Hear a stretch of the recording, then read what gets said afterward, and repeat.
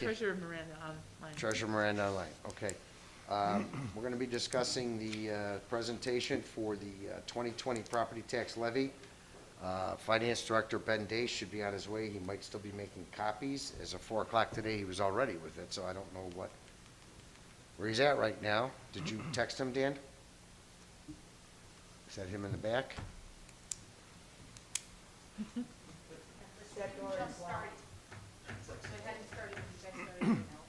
Okay. Do we have to do roll call again? No. Well, I hope the storm didn't catch him. Oh, he was downstairs, right? He was downstairs, as far as I know.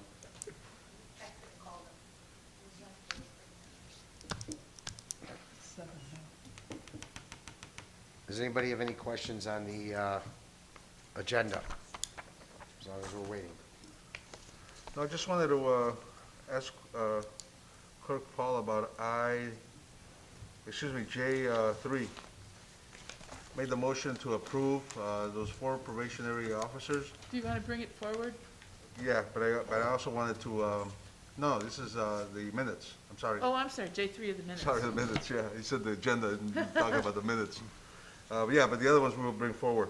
But on that one there, I said that the other thing that I wanted to add on there was that there were 4 vacancies. Oh, I'm sorry, Alderman.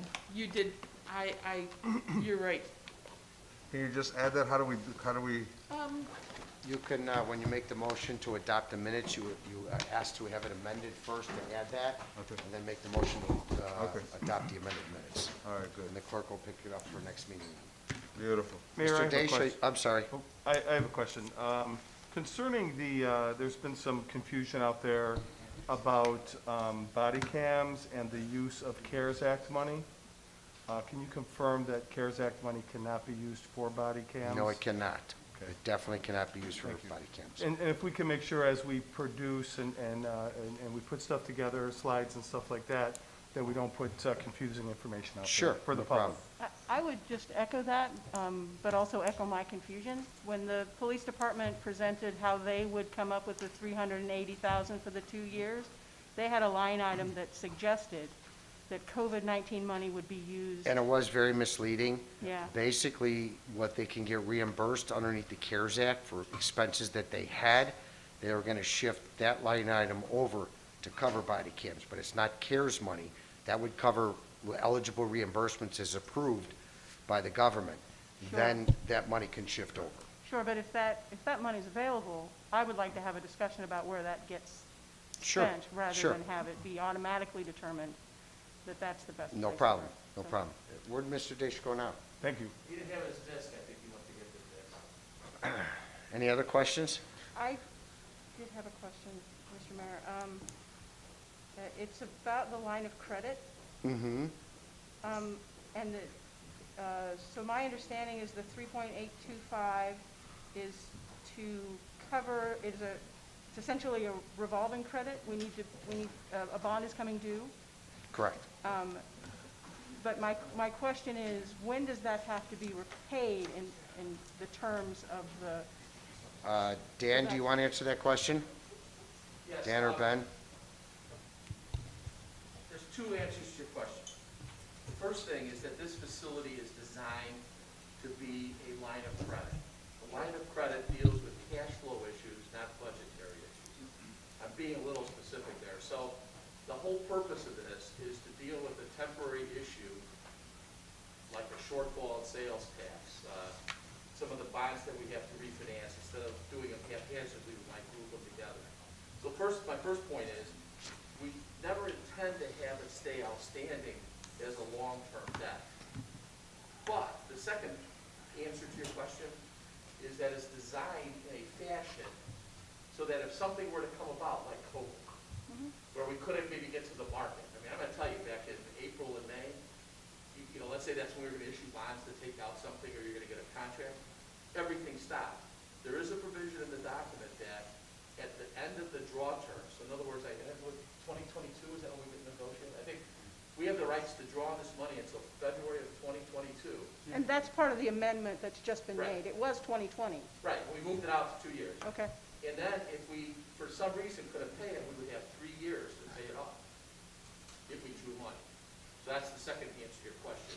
In the a very extreme situation where we encountered something we did there, we have a safety. Sure. And I guess, and the question, so what I saw was that 2024 would be the projected Correct. payback Yeah, date. if we drew money. Well, and we're planning to draw money. Well, we plan to pay $3.8 it million, off. We right? also plan to pay it off. so- How do we plan to pay it off? That's my question, Well, ultimately. And so I don't know that if you're the answer, I think Well, there's, It's once we're able to refund both accelerated maturities, one's a $3.8 million maturity, that's December 1st, right, as well as a $3 million maturity in this time next year, 2021. Rather than just do one individual, it's a lot more cost effective to do them both. And then this way, once that bond is refunded, then we will end up paying what was drawn upon the You go back when we issued pension bonds. mm-hmm, We drew upon the $15 million line of credit. We issued the pension bond back March 2019. The line of credit was repaid like 3 or 4 months later. So that's our plan. we could go out and do a bond issue today for $3.8 million. Because these bonds that we're refunding right now, they were back to the initial restructuring in 2009 to 2011. The way the law is written is we have more than a $2 million fund balance. Well, then we have to pay them off the first time they're called, and they're callable December 1 of this year. The other ones that Ben alludes to are callable December 1 of 2021. Were it not for that call provision, it's hard to talk about. Were it not for that call provision, those bonds would normally mature in 2029 and 2030. So the ideal thing is ultimately we want to go to market and sell bonds that would mature in 29 and 30. To replace these bonds, and we have to do it in a different way. We're not extending debt, we're not doing anything else. This is just a very unique circumstance. When these $6.8 million of bonds are gone, we never have to deal with this again. but they won't, but we will be refinancing them. That may not be the correct term. They will not be disappearing when we pay this $3.8 million. The bonds themselves, Yes. well, originally they were chartered to expire in 2030 and 2030. That's right. Because our fund balance was higher than the covenant threshold of $2 million, the maturity accelerated. And I see. the bonds were issued 10 years ago. Okay. So our objective is to put that maturity more in line with the original bond. So let's do the- We could do a bond issue right now. There'd be a 10-year bond to pay more. Sure, and what are the finance charges on, what's just the reality of this call that's not our choice is going to cost us in addition to, had it gone to the 23rd? It's a par call, so it costs anything. Right now, I forgot what the interest rate in the bond, so don't get me to it. I think this bond we have right now has an interest rate of 4.5%, or 5 even, I forget. Sure. Okay? I think it's 5, this one, the next one's 4.5. We're gonna borrow from Harris at 2.55% for the interim period of time, and we would expect that if we put the two bonds together, make the $6 million bond issue next year, we can go and get it, instead of incurring all the costs twice, to your point, we would only have to incur the refunding cost once. And so, because it's just as much to borrow and all the legal work to do $2-3 million issues as it is to do one $6 million issue. So part of the refunding that we'll be doing for that, what you just suggested was next year, a $6 million bond, will include the fees that are accrued during this period of time, the $3.8 million, so that we pay off BMO, that money will go From the line of credit to 3.8. right. Yes. And so that will be part of the bond issue. And so we're not actually clearing any debt, we're just moving money around. No, but let's just focus on the $3 million for a moment. The $3 million is currently due in 2029 or 2030, either one of those. Sure. Okay. So if we didn't have this IRS federal government regulation, Sure. which is what we're up against. But we do. Well, we do because we have too much in our reserves. You know, we did it, you know, back in that true. period of time, we had no idea where we were gonna go. So, all things being equal, if we didn't have this IRS piece, we would have paid these bonds, we'd have paid interest for the next 10 years and paid the principal off at 2030. Okay? So what we're talking about doing now is we're gonna go and call the bond with the loan, and so instead of paying, so that bond is gone. We pay interest on that loan. When we refinance it, we pay off the principal. We probably will just, you know, we won't refinance the interest, because we're gonna pay interest one way or the other. And then we'll pay principal and interest like we would have otherwise to 2030, and then except interesting enough, the rate probably we did it today would be 2.5% to 3%. Even at our credit rating at this point. Yeah. So, I mean, that's, so, and by the way, you go into another issue, right? But, you know, the real point to your other point is, yeah, we'd like to, you know, work on getting our credit in order, you know, addressing certain things. And, we're not at the level of City of Chicago. We're above them. Thank God. Well, don't take that too lightly, because, I mean, there's a lot of communities around Chicago that are far worse off than we are. And, they can't even get ratings, and again, this is opinion. I think we all share it. We thought that the last rating action was somewhat cynical, but, it's like I can't go and change the opinion of the rating agencies. And we have to live with that. We have to live with it, even though it's not fair. Just to add to what you're saying, we have repaid a significant amount of debt over the last few years, non-pension debt. Per my calculations, we were about $20 million in debt. As we should be doing, because if we Right, don't so, pay I off our mean, debt, we will what you're constantly saying be in is debt. just going away. Not Right. necessarily, we are moving to do our best without impacting the tax rate. Except we're paying $46 million of our debt is debt service, and so that's paying the credit cards. $46 million. We can, okay, thank you. You're welcome. All right, let's proceed with the property tax levy. Everybody, my apologies on letting everybody have a handout. Okay. Okay, this year for determination. Ben, could you do me a favor? Yes, Because the camera's not going to pick up your voice unless you speak with the mic on. absolutely. Mayor, do you have a copy of the? Yes, I do. Everybody hear me? Yes. Do you guys mind if I take the mask off?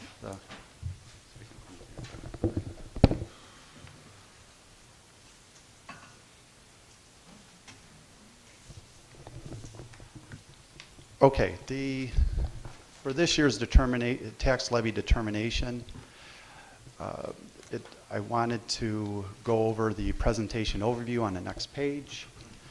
And Dan, let me see, okay. We're going to, in our presentation, we'll just have a reminder about the statute requirements for making the determination. We'd also like to present our financial timeline, which, unlike in previous years, it's been accelerated beginning as early as the spring. Then we're going to talk about the COVID impact on our 2020 budget, which will lead us to not only the budget for 2021, but also a multi-year budget through 2024. As we review that, we will then look at the tax levy options presented previously, and then leave the floor open for comments and questions. Learning from last year, I just want to remind everybody to please take a straw poll vote on which option to select, and we will make that announcement in City Council. You're not bound to actually go with that determination amount. That can be changed up to the time of passage, I believe. We just want to avoid having to pass the budget like the day before Christmas, unfortunately. So, with that being said, we will go forward to, let's see here, the tax levy and budget filing requirements. Today is November 12th, and it is within the 20-day threshold for the adoption of the final tax levy, which is scheduled on December 8th. Actually, there's a typo. It says December 10th City Council meeting. It should be December 8th. And of course, the county requires that the tax levy be filed by the last Tuesday of the month, which is December 29th. Going fast forward, as far as the budget is concerned, by statute, it is required that the budget is filed for 2021 by March 31st. Okay. We'll then move forward to presenting a timeline of what's transpired in the budget process. And as mentioned previously, the circumstances revolving the COVID-19 pandemic required that we move quickly to start planning not only the existing year, but 2020. Back in May, we started sitting down with the Budget and Finance Committee to plan as far as how we're going to do our best to mitigate the impact. The Budget and Finance Committee recommended that we provide a projection for the summer, sometime during the summer, on what the revenues and expenses where they are projected to come in at. And of course, we went ahead and provided those projections. It wasn't an easy process because the data available to project the rest of the year 2020, we only had data available through July. So we did our best and made a projection on August 31st, and that was the reports that the Budget and Finance Committee needed, though, to provide guidance to our department heads as to what is recommended for planning for not only the remaining part of 2020, but the 2021 through 2024. From that point, the Budget and Finance Committee the Budget and Finance Committee requested that public meetings be set up for 9 different city departments, which are listed. Let me just go forward here. The departments are listed in your handout in the overheads. These 9 departments actually represent 90% of the city's $59 million budget. They also represent 70% of the $117 million citywide budget. During the meetings, the main items for discussion involved the 2020 COVID impact to their budgets, in addition to looking at the detailed revenues and expenses and having our department managers provide what their feelings were as far as changes in revenues and expenses over the next 4 years. The other area that the Budget Committee spoke about with the department managers is challenging the managers to identify expense reduction opportunities. From that point, the city was in a position to present a 2021 through 2024 budget draft to the committee last Thursday, and it's under their review. There's been some suggestions made as far as further clarification, so we're working to answer those further questions. So that's a scenario of the timeline up till now.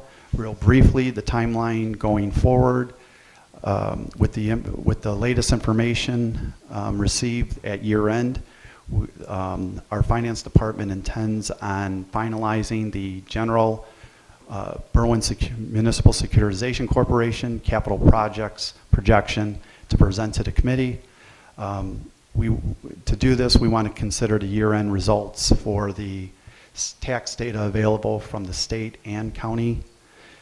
Also, the year-end system transaction postings, and of course the health insurance rates. We hope to have some indication on what our health insurance providers are going to provide us as far as rates, because those are pretty big expense amounts that go into our budget.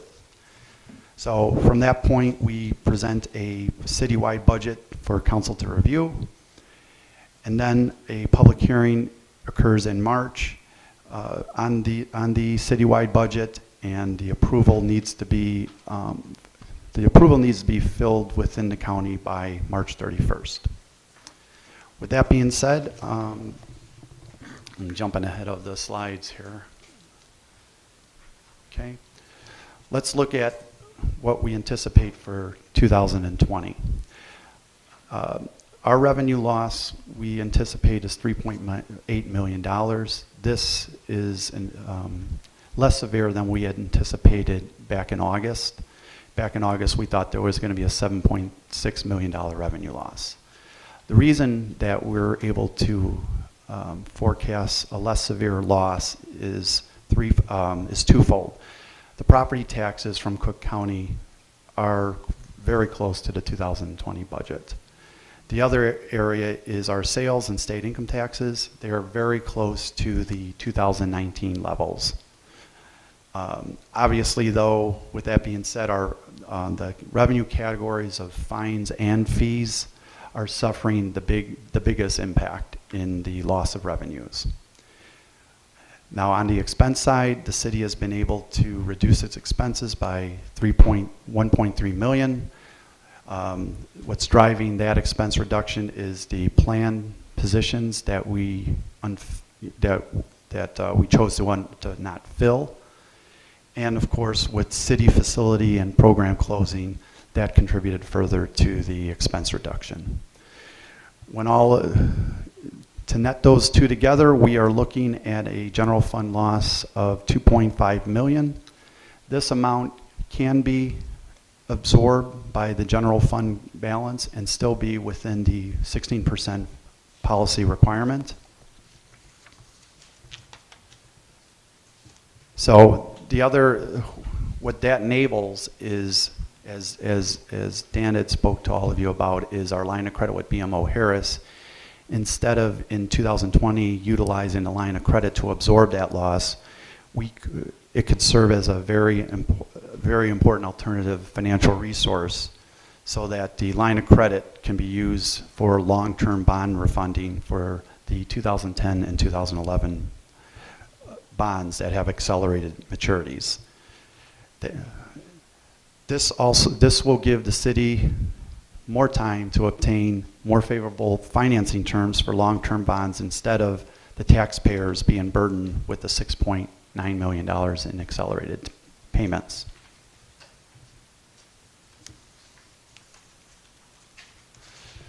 So that becomes the base, that becomes a factor in what is the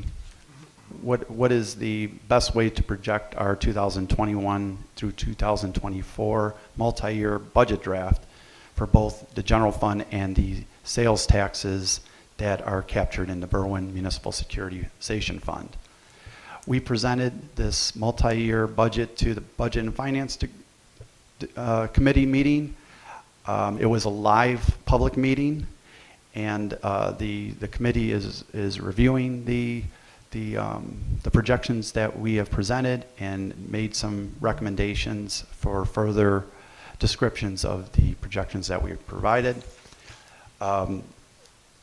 With that being said, let's flip the page and take a look at the financial outlook. And the important thing to consider in this is that the years 2017 through budget 2020, you see that our ending fund balance is at strong levels, well above the 16% threshold. Obviously, the COVID projection has impacted that string of excess of fund balance, but the loss, as you can see, is still within the policy threshold. The important thing to consider is, well, what's happening between 2021 through 2024. In years 2021 through 2023, we still have a positive fund balance. However, it is underneath the 16% threshold. We run into difficulty with a deficit fund balance in year 2024. The important thing to consider in this, though, is that we're making the assumption that the revenues are flat, no change in the revenues, while the expenses are rising at a very moderate level within 2%. But even within a moderate 2% rise, it is going to impact our ending fund balance. So just considering the stream of revenues and expenses, we're looking at the analysis points that the revenues as well as expenses, we will keep it's important to monitor those two items and produce a balance to where we can ensure a strong fund balance again. So that leads us to our tax levy options. There is a slight change to what was in your council packet presented on Friday. Dan Denny's was able to provide some Cook County assessor data that provided the existing current household single-family median value, assessed value of $192,000. Now, of course, depending on the property, that can be lower or higher, depending on the value of each property. But that's the county's median household value. So, flipping the page, we're just restating how the residential tax bill is calculated. And of course, the section in the Cook County Assessor Berwyn report that confirms that the median single-family home value. So this takes us to the first option, option A, which is no change in the levy. And of course, presenting the pros and the cons. The pros in no change in the taxes, obviously, is for our residents. There's no increase in tax burden to our residents.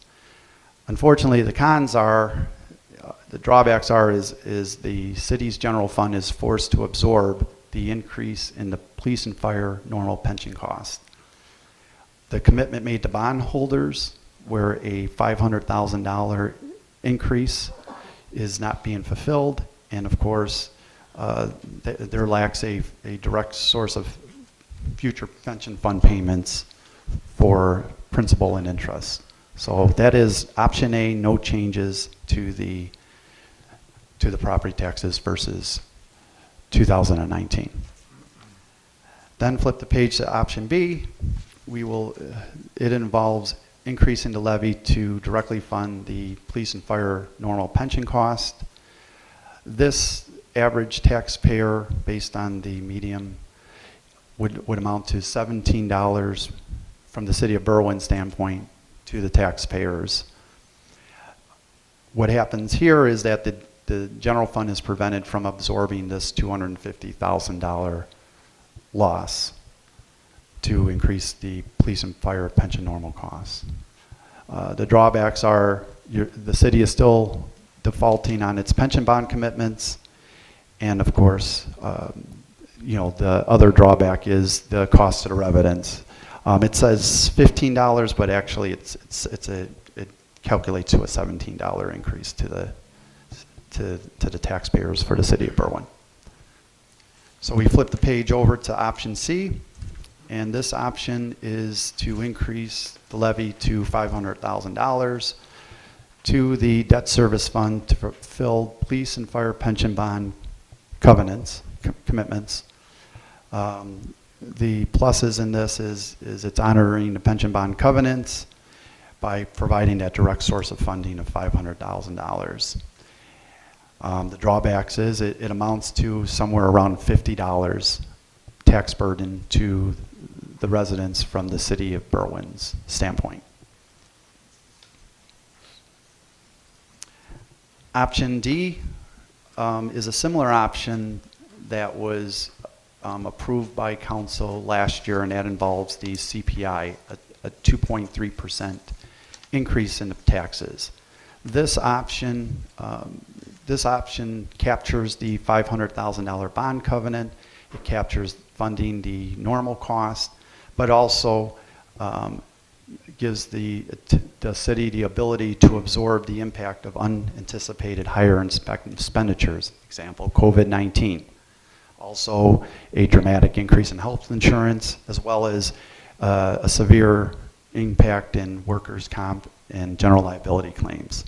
The drawback is the average tax increase would be around $80 to taxpayers from the city of Berwyn side. So with that being said, forgive me, I'm not being a little slow on flipping the transparency. Please forgive me to the audience on this. And the summary is presented below. Let me just make sure everybody can see this. Yeah, my eyes aren't doing me very well there. But this summarizes all 4 base options. I'd like to open the floor to questions. Yes. Ben, in calculating the average increases, basically runs a little contrary to what's happened in the assessed value changes in Berwyn Township.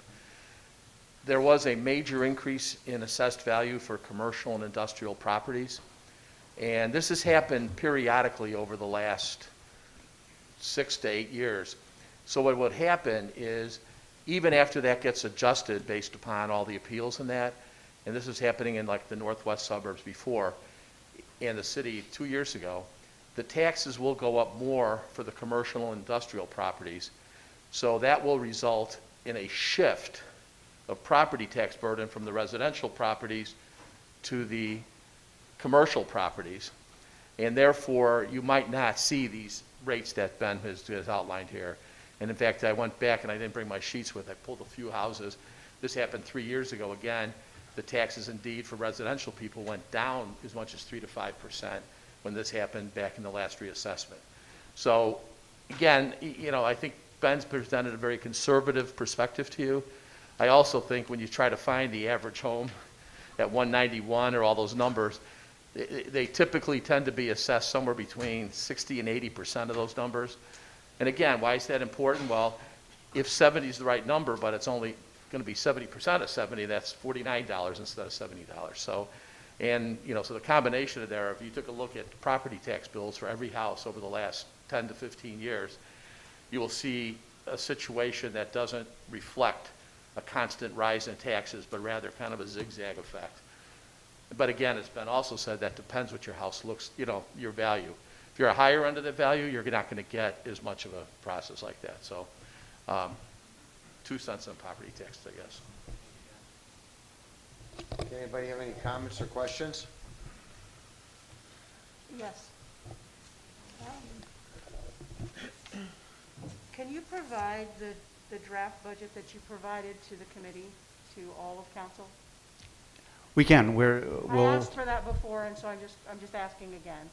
When you say you asked for it before, Well, it was reported that you provided to them. on to the Thursday night. committee. On Thursday night. Uh, No, actually, I stated that we're going to provide the summary numbers because it was asked that we provide parameters for every single line item. You know, that takes an extensive amount of time. We'd be more than happy to be able to provide that as informational on the next council session. Can we have it before that? Provide that to us so that we can read it and have questions to ask you at that point? Well, you gave it to the committee on Thursday, Correct. so whatever you gave to the committee on Thursday, just email to all the aldermen. We can do that. Right. The one that he had, it was missing a column. We asked for extra information to make the draft easier to read, and that's the extensive work he's talking about. We have to add. And that's fine. He can also, when he's done with that, email, but for now, whatever was sent to the committee, he can email to all the aldermen. Then when you make those, Sure. answer the questions of the committee, you can then follow that up with an email too. Okay, we'll do. Thank you. Yep.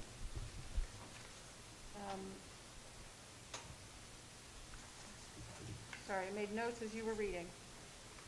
So when I look at the financial outlook, which is on page 10,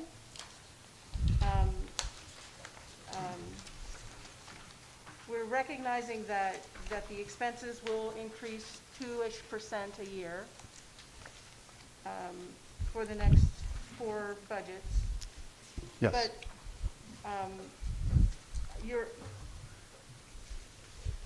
this is the assumption, which is, flat revenue. So that means no raise in the levy beyond the minuscule. No, there's no raise, period. So you're projecting that this council, over the next 4 years, will raise no, there'll be no no levy increase. That is the initial projection. Unless all of you give me an indication that should be changed, then we could revise the projection accordingly. And that's the same way you did Yeah. at the budget meeting as well, flat, and then the 4 options that we have to vote on for the levy. But the number to look at in relation to that fund balance percentage that increases Right. as you go through 2024. We go from 13 to negative, right? Yeah. So that also presumes that there'll be no increase in services beyond what we are providing in 2020. Because we won't be adding any, the expectation is that we'll just be making do with the 2% increase, which is really salary increases that are contractual, right? I mean, that's the.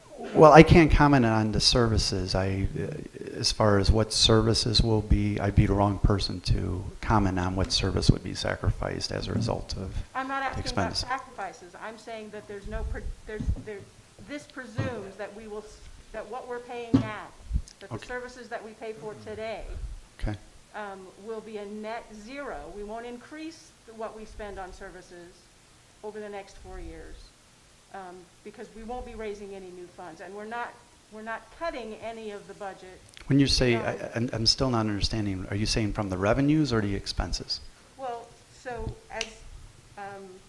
as you've projected out revenues and expenses, that the expenses fundamentally are the only thing that drastically changes. In fact, 2021. Well, I budget wouldn't is- say within a 2% as a drastic change. Well, no, sure, I agree with that. Yeah. But we're expecting that the revenues won't increase because we're going to stay flat and not increase any more taxes. But our expenses will only increase as to personnel costs that are embedded in our contracts and as yet undetermined insurance costs, That's fair. right? That's And fair. so we're not saying to Public Works, go fix those extra streets, because there's no money projected out. And so just the practical implication for this, excuse me, for me is that we're presuming that we will, this financial outlook presumes no change and no extra COVID expenses. Is that fair or not fair? I'm still not understanding. What we did is, when we projected the expenses, yes, we took the existing, we went line by line with the department heads, and the department heads are willing to do the best they can to keep their cost down. But of course, there's certain obligations that we're bound to. Sure. I very much appreciated And those yeah, I mean, conversations. it's just hard for me to comment on whether services will be sacrificed or not. Are you asking if, for example, Public Works will eliminate or decrease a service, right? Such as street sweeping and plowing. We're asking if that is accounted for, basically maintaining the same level of street sweeping, street repairs, right? Police and fire, all the We will improvements stay going across. as close to the same as possible as to Yeah. what we are spending today, even if we have extraordinary need. This doesn't affect, I mean, as it's flat, the chances that COVID will actually continue into the new year, or that it'll get worse. We have We're just not anticipating that in this projection. What I can say is that we met with all the department heads, and they took their best, they gave their best perspective on what it would take to maintain the level of services within a certain parameter. What I would add is during the budget process as well, we didn't take away that if Public Works had in their budget 800,000 for streets, Right. that 800 is still there. Right. So there are things in the budget that they did look at and still had those items in the budget. You know, expenses such as that. And And I appreciate that. I appreciated the conversations and the streaming of that. I was able to sit Good. in the COVID-safe living room that I have. Yeah. And follow along. I think the question that I have is that as we talk to Public Works, as an example, it's often said, we don't have enough money for that. And this does not change that. In fact, arguably, this will continue the attrition for the service, our infrastructure. And in year 4 of this, if this were to come to pass, year 5 would be an extraordinary tax increase because we're filling in the water mains that are happening on Stanley and Oak Park over and over again. But I think what he tried to do is establish a baseline for revenues and not vary from that. That doesn't mean that baseline's not going to change. So he just tried to show you a 4-year projection with respect to a zero baseline for revenues with what he knows to be increase in expenses and to try and show you what it's going to amount to. That baseline doesn't mean for revenues that it's not going to change. Again, as we were really, for example, with the COVID revenues that we got now, the state income tax actually came in better than we thought. It came in at like a 2019 rate instead of 2020 with the COVID. So he just tried to get a baseline in order to establish everything else. That's all. My opinion has been that our 2021 revenue projections have been a little on the optimistic side, but in looking at the way the multi-year projections, I would feel that in total, that 22, 23, 24 are maybe too conservative, but sort of balance it Right. out. So kind of just that whole discussion. Any other comments or questions? I think so. Do we have we done any, I didn't hear it in the meetings that I heard, although I know that the fire department has specifically targeted capital improvements to delay as long as they can, so as to keep the budget static for this year.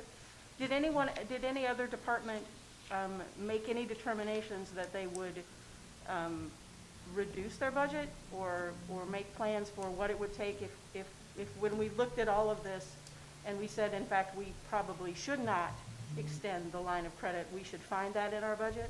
Is there any conversations that you all are having privately with the department heads? I didn't see that in the meeting, and if I missed it, I apologize. I know How are of those one. conversations? I know of one that just occurred today with respect to the police department and the CAD RMS system. I don't know all the details yet because they just had the meeting today, but I'll find out about that. That may alleviate the expense that we thought we were going to have to spend on that. But I have to get the details before I can, because I don't know all the details. They just had the meeting today. I know that other municipalities have stricken their budgets substantially. Right.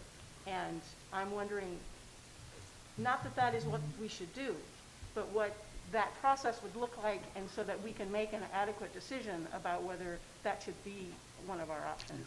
And you're the only one who can provide us with that.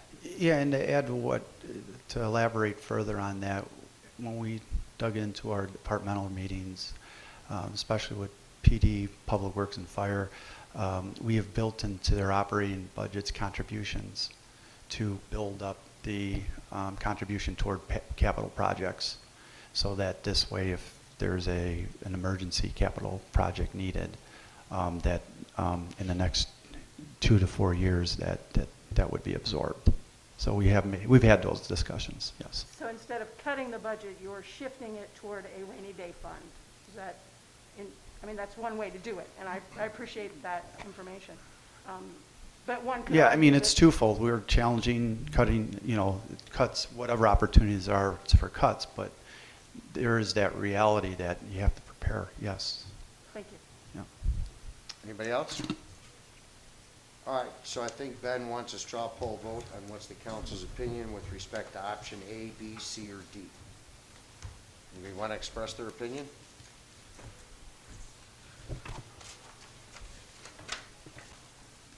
Or do you want me to just ask them one at a time for a straw poll vote? I mean, do you want us just to tell you what we think? I think you should just tell us what you think, and then we could take the straw poll vote on that. It would be much easier than going through each one. C? Base option C, which covers the bond covenant and the pension. Okay, anybody else? I'll take a straw poll vote on option C since that was forwarded. Alderman Lennon, you're okay with that? Yes. Alderman Ramirez? No, I would go with B. Pardon? I would go with option B. B? B as in boy. Okay. Alderman Reardon? I don't yet have an opinion.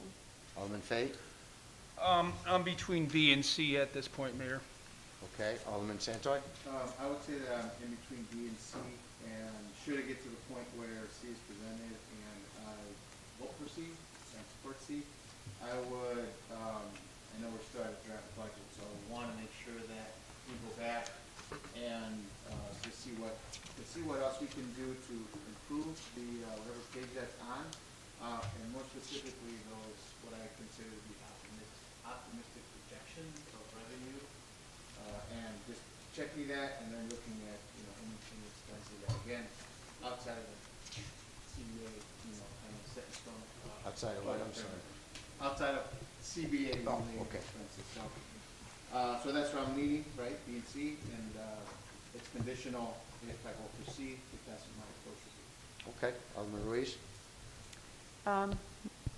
I understand our need and having to meet a deadline and all. I really don't have a strong opinion at this point, but if, under the circumstances, I would give option B as my answer at this time. Okay. Alderman Avila? Yeah, unfortunately with COVID, a lot of the businesses are going to continue to be closed down, and we might not get the revenue from the sales, tax sales from the businesses. A lot of them may not even open up afterwards. So I'm leaning towards option C.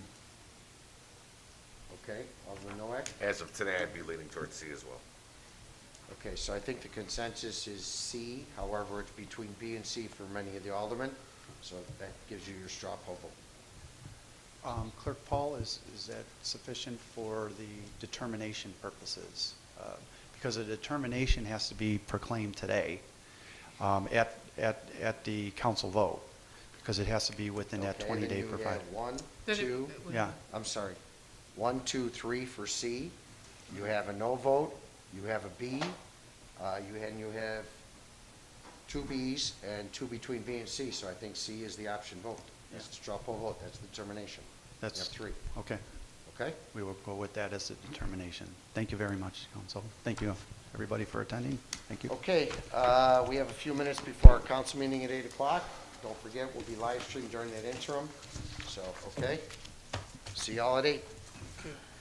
Do I have a motion to close the committee of the whole? So move. Okay, that was a lot of people. So moved. Nowak by Second. Avila, all those in favor? Aye. Opposed? The ayes have it. Thank you.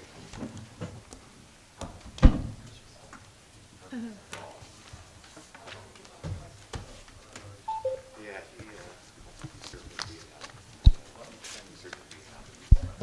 10 minutes. Yes, I did. I was just wondering if you peeled up. Yeah, no, he wasn't peeled up. No, they couldn't catch it.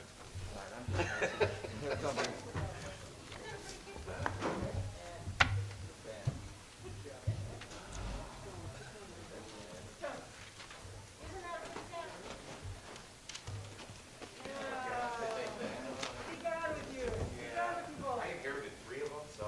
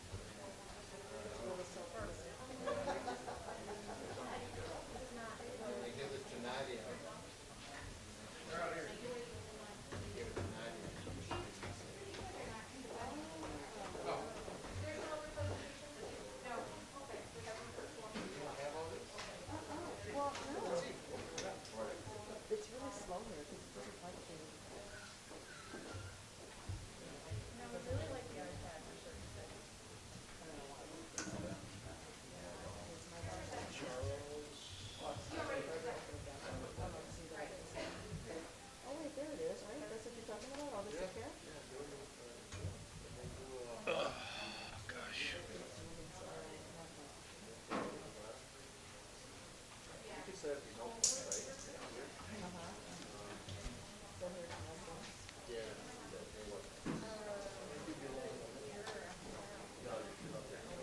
it was down at the bottom, so wait a minute, but that's the one thing, see how it has a piece, here's no flood, here's section, here's page, that's the part I really didn't understand. So this is like, you can make this your studio. Okay. What do I have? Okay, I have it here under the notebook, studio air. Okay. So I could have done like a notebook, all the new stuff. But residents, but again, I didn't put it on the spot. Okay, But, and that's where, those are your pages, right? Yeah. These are pages. yeah, so this is Oh, like, no, you have it under section. yeah, these are my sections. Okay. And so, again, some of these projects, projects I have, just have a copy here. Like, maybe a phone call, then you take notes. Potential projects, sometimes when I go see a project, put a slideshow. Let's take pictures, start from the beginning. The whole script. Yeah. Just a picture of it. Do it straight from there, though, right? I take a look at this Yeah. picture. Okay. And then sometimes, here's what I do, this is a good part.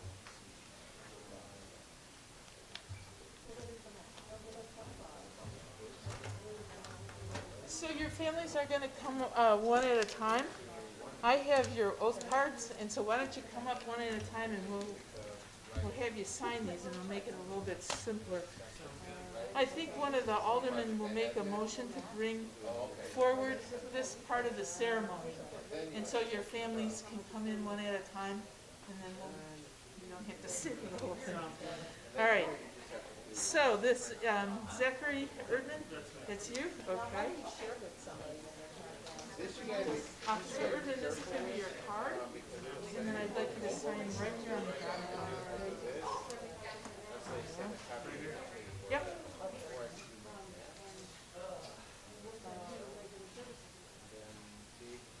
And this is for email it to yourself first. all right, you get to keep this short one and your card. And did I pronounce your last name correctly? Erdman. Okay, excellent. Sure. Okay, could I have Officer Erica Mendoza, please? Yeah. Hi, officer, how are you? But do you, so do you use, Here's your ID card, and then would you please sign on the dotted line that's in there? Or actually, They're already doing it, but just the officers just wanted to verify that usually they get their cards the day after. That's what you're giving them today? Yeah, I'm getting Okay, that's what I wanted to verify.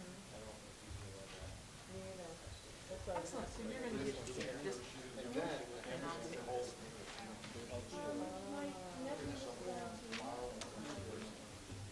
so you have all your emails going into that? Hi, could I please, see Officer Dominic Savino? Oh, yeah. Did I pronounce your name correctly? Here's your card. All right. Goes to dotted line. We literally have a dotted line. Sign on the dotted line. What school is she? Oh, yeah. Excellent. And again, you get to keep this. All right, thanks. I know, when people tell me, I'm like, Okay, Officer Galvin. How do you like to pronounce your last name? Galvin? Okay, Elias? Or Elias? Elias. Well, how do you prefer? Okay, Elias. It's nice to meet you. Stick in the gloves. Please sign here on the dotted line.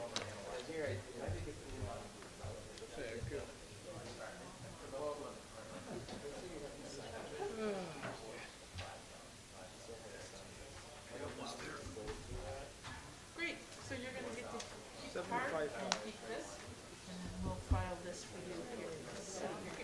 Thank you. you could also just sign, you know, Are you gonna bring a motion to bring forward the swearing in?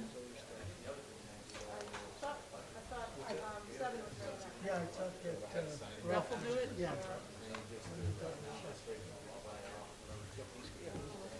I don't think anybody from the school boards are coming, so we don't have to worry about those.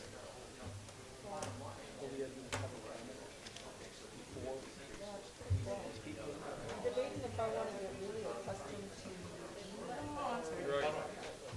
They could be standing up.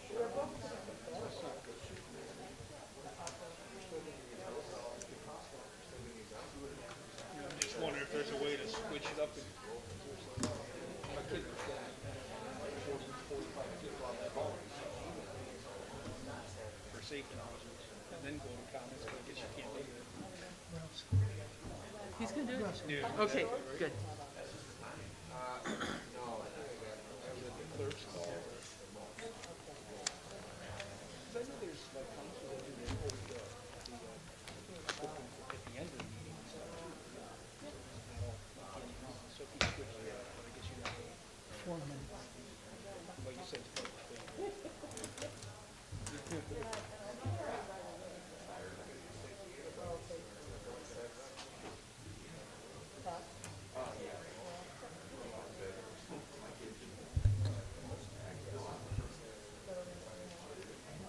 Where do you store all your photos? Do you keep them in here as well, or is it, or I mean in your cloud? Do you keep it in all the photos in your cloud? Yeah. Minutes. I believe Ross can make the motion to call up the officers or Great. bring families in one at a time. Great, okay, Okay. wonderful, okay.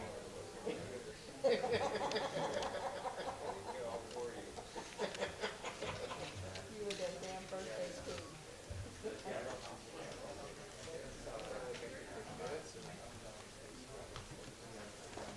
Yeah, great. 3 minutes, Mayor. Okay. So do you store all your docs in your agenda? You know, I can't pull the papers because I can't lift my fingers.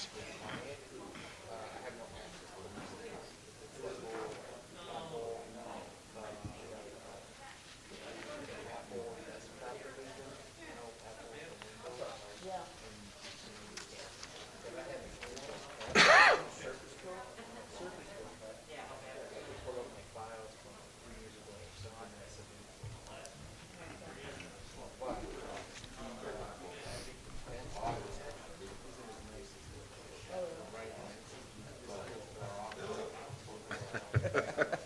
I remember that one time we couldn't do it because they moved everything back. Well, remember? yeah. Like, holy Christ, thought I gained weight. Yeah, it's a COVID. Yeah.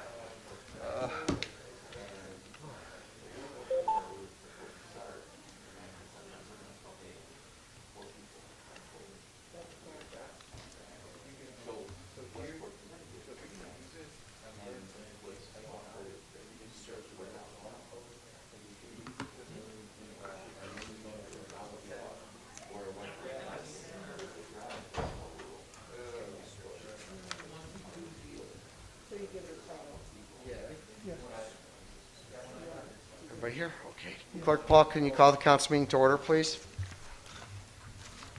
Lennon. Here. Ramirez. Here. Reardon. Here.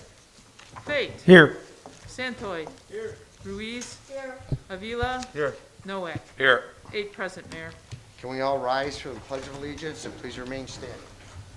I pledge allegiance To the flag of the United States of America, and to the republic for which it stands, one nation, under God, indivisible, with liberty and justice for all.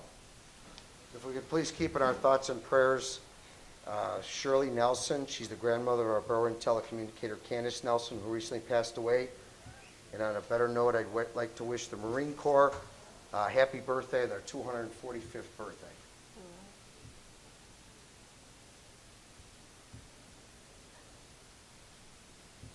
Thank you.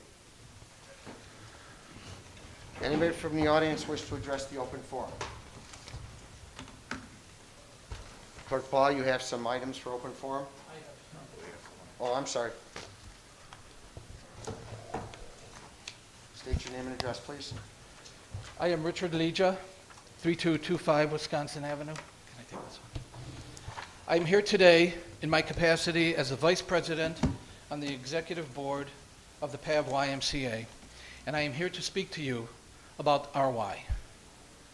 The PAV YMCA is 50 years old this year. 50 years of service to our communities of Berwyn, Cicero, Forest View, Lyons, North Riverside, Riverside, and Stickney. We are located at 2947 Oak Park Avenue. We are as important to this community as our churches and our schools. Without the YMCA, our communities would not look as inviting to prospective residents.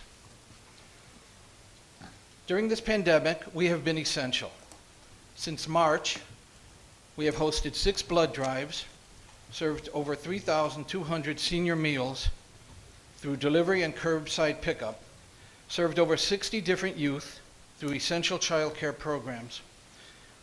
We have partnered with local School District 100, giving parents and guardians a safe place for their children to go while remote learning. We have supported healthy living by providing free virtual fitness programs to the community. We are currently providing virtual diabetes prevention programs. We provided pool space for local fire department scuba training, and we passed out over 5,000 face masks to seniors. Looking ahead, we will continue to provide virtual family activities, safe, in-person fitness classes, and personal training. We will continue to provide school-age child care programming and senior food services. Because of all that we do and how valuable we are to our communities, we ask that you think of us when you are looking to serve. Some of the ways you can help us: you can give us $50 for 50 years of service in our 50/50 program, campaign program. You can support our annual fundraisers. You can give to our annual support or capital campaigns and encourage local businesses to donate to us. A good way to join our PAV YMCA family is to schedule a tour to see our facility. You can join our Y with no obligation and receive member benefits and discounts. Please encourage friends and families to join, and you can follow us on social media to get the most up-to-date information. And volunteering at the Y is always greatly appreciated. I invite you all to visit us at the PAV YMCA. Thank you.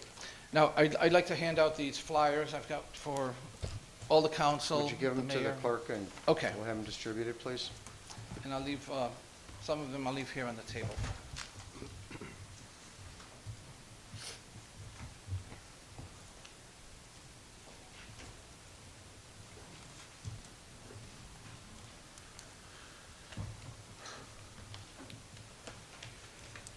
Hello, my name is Brendan O'Connor, resident and business owner. I live at 1337 Oak Park Avenue. Full disclosure, I'm also running for Mayor of Berwyn.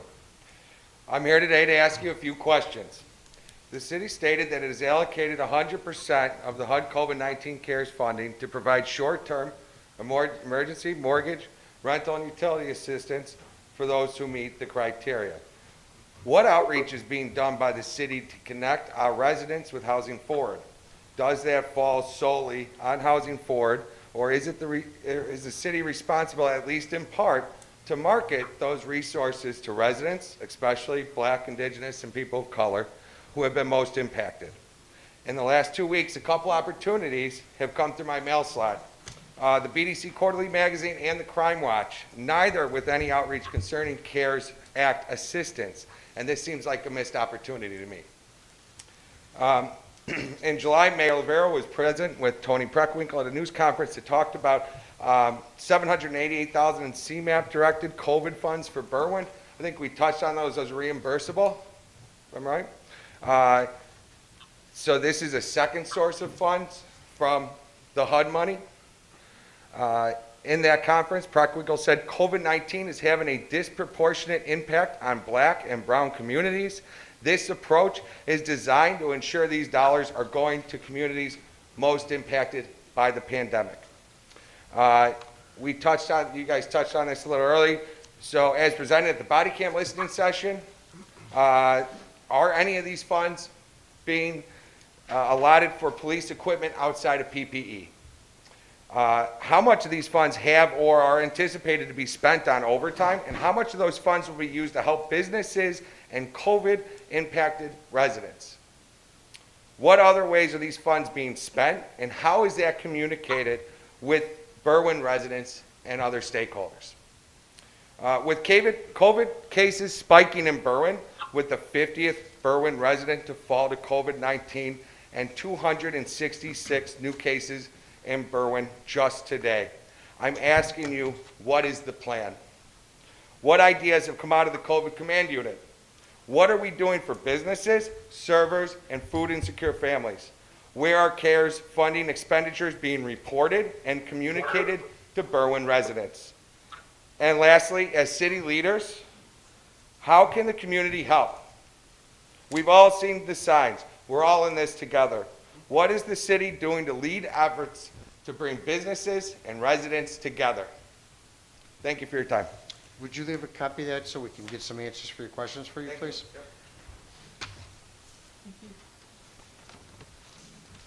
Anybody else from the audience?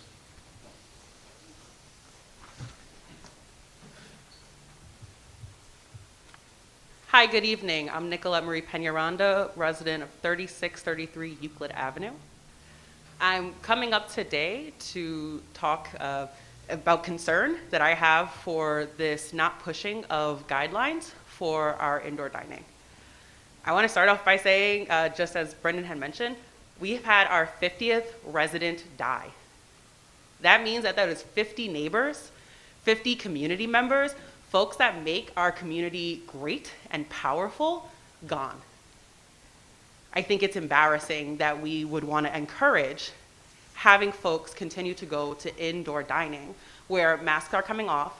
I've seen it for myself that, certain things aren't being pushed in terms of like actual following protocol. It's very relaxed. And what this tells me is that my government right now isn't concerned about public health, nor is it concerned about my family, my kid, my neighbor's kids, and what's to come next.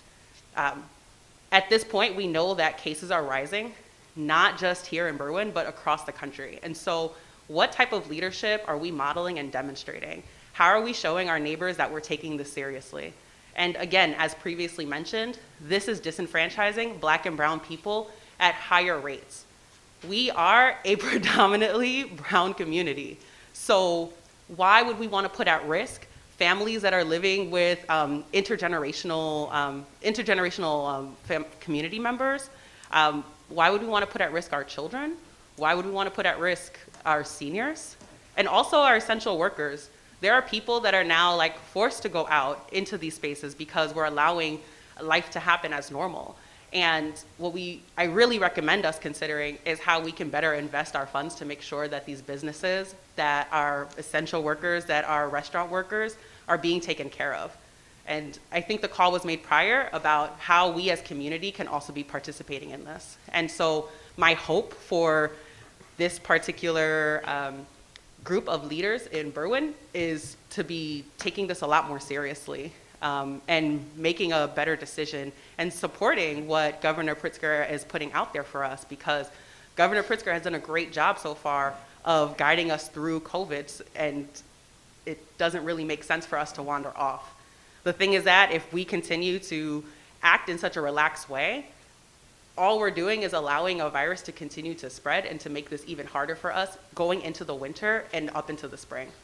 We want to be able to have our kids return to school. We want to be able to, go to the parks and enjoy ourselves again, but this is not the way we get there. And so I really just want to encourage us to reconsider this decision to not enforce these policies. Thank you. Thank you. Anybody else for open forum? Benny, out there? All right, March, you had some letters? Yes, thank you. The clerk's office received 12 emails in response asking to be mentioned during open forum. The first one received was from Ms. Deanna DeRica, dated November 6th. This one was also submitted to all the aldermen and departments. I'm writing to express my concern regarding the mayor's recent announcement that he has no intention of enforcing Tier 1 mitigation measures in our community. Mr. Ika goes on to present specific statistics with regard to the COVID infection in our community. Coronavirus Relief Fund guidance for state, territorial, local, and tribal governments updated September 2nd, 2001. Necessary expenditures incurred due to the public health emergency. The requirement that expenditures be incurred due to the public health emergency means that expenditures must be used for actions taken to respond to the public health emergency. These may include expenditures incurred to allow the state, territorial, local, and tribal government to respond directly to the emergency, such as by addressing medical or public health needs, as well as expenditures incurred to respond to second-order effects of the emergency, such as by providing economic support to those suffering from employment or business interruptions due to COVID-19 related closures. The decision not to enforce mitigation measures is being framed as a support for our business community, support that prioritizes business over the health and safety of all our neighbors, with special burden being borne by our most vulnerable residents. I find the trade-off you are making not only immoral in light of the excessive deaths that have risen from increased COVID infection after ignoring mitigation guidance, but especially puzzling in light of the approved use of CARES dollars. It appears to me it is possible to support our businesses and take steps in safety of the residents as well. Another email from Joe Policastro. Dear Clerk Paul, below are emails that I'd like to have read during open forum concerning Mayor Rivera and his defiance of governor's mitigation orders. Yesterday evening on my way home, I saw several groups of unmasked patrons in El Nuevo Vallarta drinking and carrying about indoors without the care of the world, utterly confused by this, as it's an open defiance of the governor's mitigation plans. I called the Berwyn Police Department. I spoke with Sergeant Ortiz, and he informed me that you have handed down an executive order not to enforce compliance. I've been a resident for 13 years and have supported your campaigns. My wife and I chose to live in Berwyn and started families to be a part of a vibrant and diverse community that truly functions as such a community. As a person whose career has been decimated by the virus, I too would like to be back to business as usual. With 2 elementary school children, I desperately want to see them back in school. However, I'd like to protect the lives of our citizens locally and beyond. The rolling positivity rate in our community is nearly 20%. We're the problem and have been for months. I'm all for more nuanced approach to closures. We desperately need the HEROES Act to pass Congress. We also need rule of law and need order. I'm utterly shocked that you would take such a stance on this and offer such reckless and rogue order. Please reverse your order. Please become part of the solution. Have your considered offering establishments that can comply with, in a meaningful way, an exemption. I'm sorry, I read that incomplete. Compliance and nuance need not be at odds with one another. These desperate times call for creative solutions, not reckless dismissal of the rule of law. I'm more than happy to speak with you anytime. This one was from Dan Liali. I'm a Berwyn resident of 3 years. Attached is an email I sent to the mayor this week. Mayor Rivera, it's come to my attention that the Berwyn police are not enforcing Governor Pritzker's suspension of indoor bar and restaurant activities due to an executive order from you. If this is in fact true, I urge you to reconsider and get on board with the governor's mitigation order. I'm a professional musician who moved to Berwyn at the end of 2017. I met you during the Taste of Berwyn, and weeks later told you how proud I was to be a member of this community. My profession has been decimated by the pandemic, and I would like to get back to work sooner rather than later. I also see numerous residents of our community who still refuse to mask in public. Please stay on the side of science. Thank you for your time. This one is from Tabitha Harrell. My husband and I have been residents for 6 years. I'm writing with regard to Mayor Rivera's dismissal in defiance of the most recent orders from our governor to help contain COVID-19 virus spread by closing restaurants to indoor dining. If you look at the positivity rate of Berwyn, we're now at a 14-day average of 20%. This is very concerning to our community. I would hope that our elected officials in Berwyn would take this very seriously and do all they can to help control the spread of the virus among our citizens. If we do not take this more seriously here in Berwyn, we will soon have more problems than just small businesses closing their doors forever. I urge Mayor Rivera to reverse his decision. This is a letter submitted jointly from the owners of Salvador Figueroa from La Lupita, Noe Gonzalez from Las Islas Bar and Grill, Laura Guerrero from Tacos y Salsa, Martin Sarmiento from Los Palaos Restaurant, Isidoro Garcia from La Michoacan Paleteria. We sincerely hope this letter finds you and your families healthy. As members of the Hispanic business community, we write to you today to publicly express our deep, heartfelt appreciation for giving local business owners the option to keep our business open with heightened health precautions and in accordance with the Illinois Department of Public Health Phase 4 guidelines of Restore Illinois. This positively enables small community businesses while supporting the many families economically impacted, such as the many community residents who we employ, while adhering to guidelines provided by our Cook County Health Department to ensure a safe environment to our patrons and families. We pledge to continue to abide by to the strictest practices and sanitation methods, knowing full well our essential workers are the very population impacted by the our essential workers are the very population impacted the most by the pandemic in every way. We know, we hear stories, we see the faces. One of many hardships of owning business, particularly during a national pandemic, is the investment we make in the hiring and training of our staff. This also includes carefully training our employees in accordance with the ever-changing guidelines. And like big chains, we are often left out of national and state grants, opportunities that are overwhelmingly bureaucratic. We do not have these privileges. When we reopen, we start from zero, not where we left off. As you can imagine, shutting down and losing our employees is catastrophic, lose-lose situation. Published data from the DuPage Public Health Department, the only evidence available from a certified health department regarding the correlation from restaurants and rising COVID-19 cases show as less than 2% of total. We understand the importance of acting responsibly, not only to preserve our own and customers' health, but as community leaders, those that support local sports teams, schools, communities, and fundraisers. As previously stated, we will continue to work diligently to keep or lessen these numbers and strictly follow all public health guidelines directed by the CDC, lead by example, and safely operate to make customers comfortable and safe.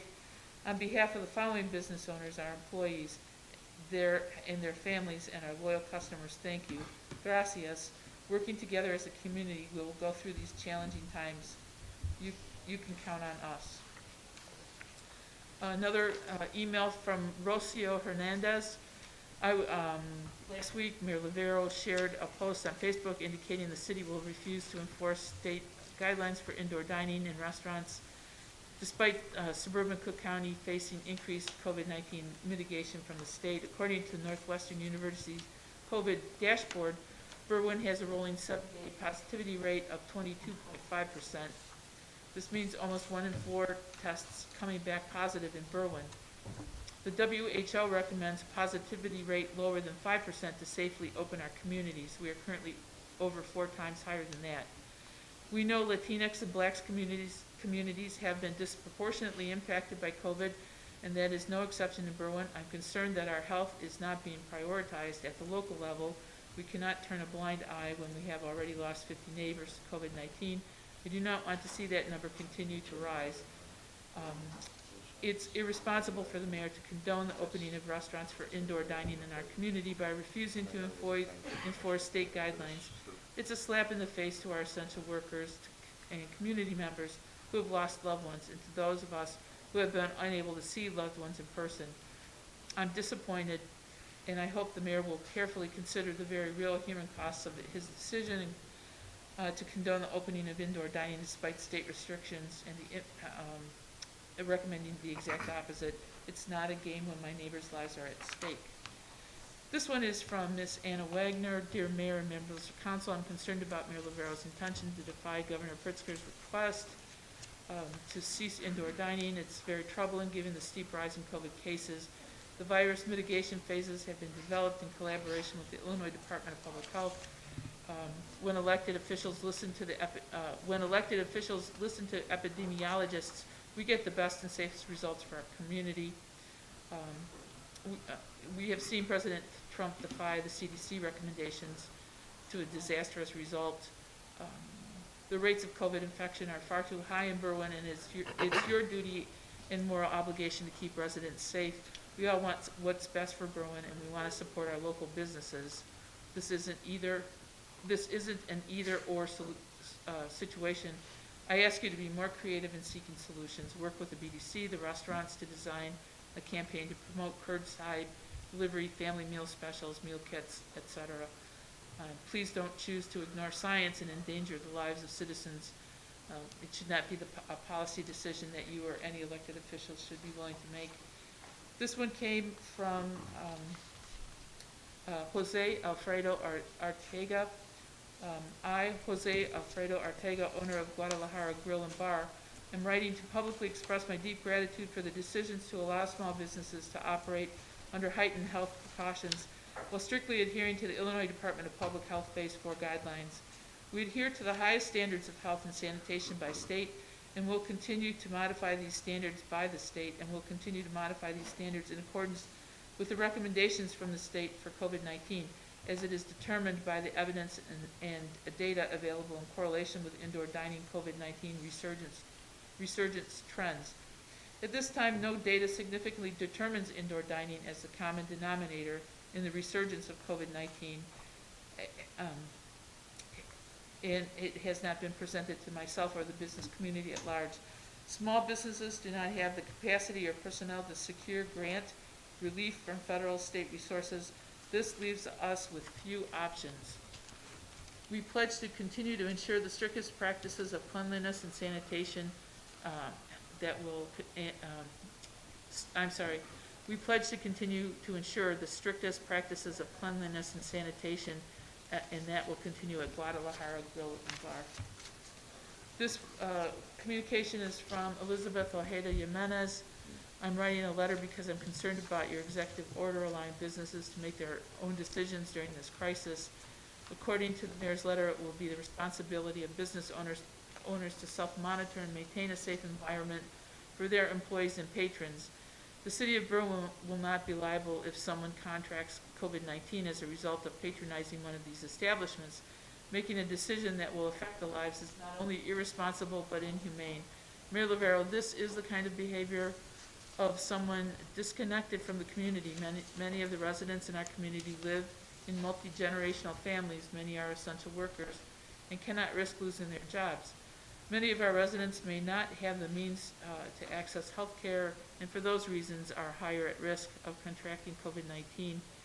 Let me remind you that we are living in a pandemic that is affecting Black and brown communities due to lack of information, lack of health services, lack of support, and this is what is decided to do.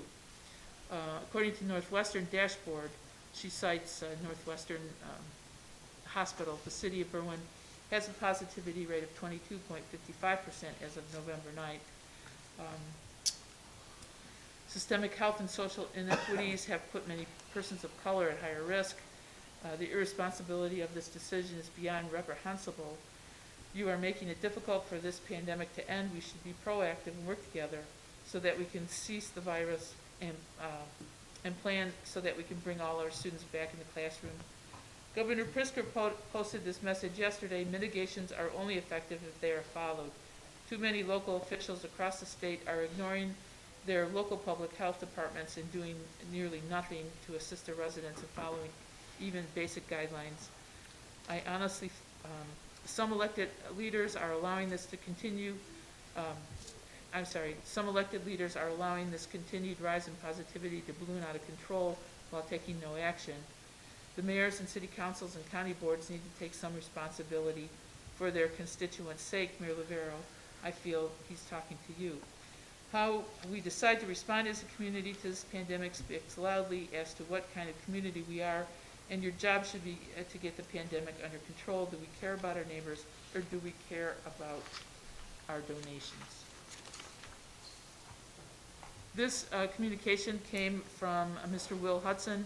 When the mayor issued a statement declaring that there would be no enforcement of dine-in restrictions, I understood that the health and well-being of my already high-risk household was now at even higher risk. I understood that essential workers who did not have an option to stay home were now going to face a higher risk to the health and well-being of their families.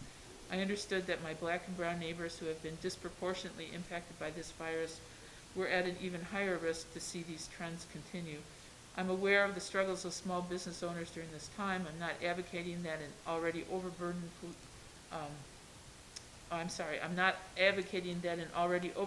police rush in and shut down any business that does not comply. But this city needs to understand that it keeps making decisions and saying things that either ignore or negatively impact the most vulnerable members of the community while benefiting business and property and the status quo. When this happens, it makes people feel as if the city government doesn't really care about them at all. Do what you need to do to support local business. Find ways to provide economic relief for businesses and individuals in need. Ensure that all employees are provided with PPE and that safety protocols are being followed, but don't just wash your hands of it and say you won't be held liable for the sickness and death of people in our community. This communication came from Mr. Manuel Haro, and it was a very creative communication. He wrote it in rhyme as a poem or a rap. So unfortunately, I don't have the same ability. I wish Mr. Harrell were here to perform this. He is against Mayor Lavero's Would it help if we put music in the background? communication. I'm afraid not, Alderman. In the meantime, he would ask the city to follow the governor's orders. Lastly, Mayor, a letter from Julia McLear Fort. Governor Pritzker has issued an executive order to stop indoor restaurant dining for our region due to an alarming and recent rise in local positive COVID cases. While you say the city doesn't have the authority to close businesses due to the circumstance, the governor mandate does, and it should remain in effect. This is a difficult time for everyone, especially our local businesses, but we know that following science offers the best path during this extremely unprecedented time. Mayor Lavero, your executive order goes against the health, safety, and welfare of our community, which will impact directly how quickly our children can return to school and businesses can fully be whole again. We all need to be on the same page and follow the plan laid out for Illinois recovery, considering how many mixed messages we have received globally, nationally, and locally. Your executive order adds to the confusion of multiple messages from government bodies. In essence, you're telling local restaurants to break the rules this way, and this will adversely affect our community that wants to get back to business, school, and life post-pandemic as quickly as possible. I ask formally that you rescind your executive order for health, safety, and welfare of our community and follow the path science leads us ultimately to a faster end to this crisis. Thank you. First of all, I never issued an executive order. I never signed an executive order, so I don't know where that came from many of these communications. However, I will be taking all these letters to the Unified Command. We'll be meeting sometime next week, and I'm going to be inviting a couple of the school superintendents so we can discuss how we can try to help with trying to get our kids back to school with respect to the conditions that we have out there now. So I'll advise you all as we go along with that kind of meeting, okay? Item C1, please. Item C1. Sorry, Mayor. Mayor, I just wanted to have I'm sorry. a quick announcement for our residents to remind them through the Emergency Management Services, through the Mayor's Office of the City of Berwyn and North Shore Clinical Labs, they are sponsoring a temporary COVID-19 drive-through and walk-up test site. It'll take place this Friday, November 13th from 9 a.m. to 4 p.m. in the parking lot of the North Berwyn Park District building located 1529 South Harlem. This is a cost-free drive-up. If you have insurance, please bring your card with you. If you do not, please bring your ID. You do not have to show symptoms or be sick to be tested. After testing, you will be called with the results within 72 hours. Please take advantage of this COVID-19 testing. Thank you.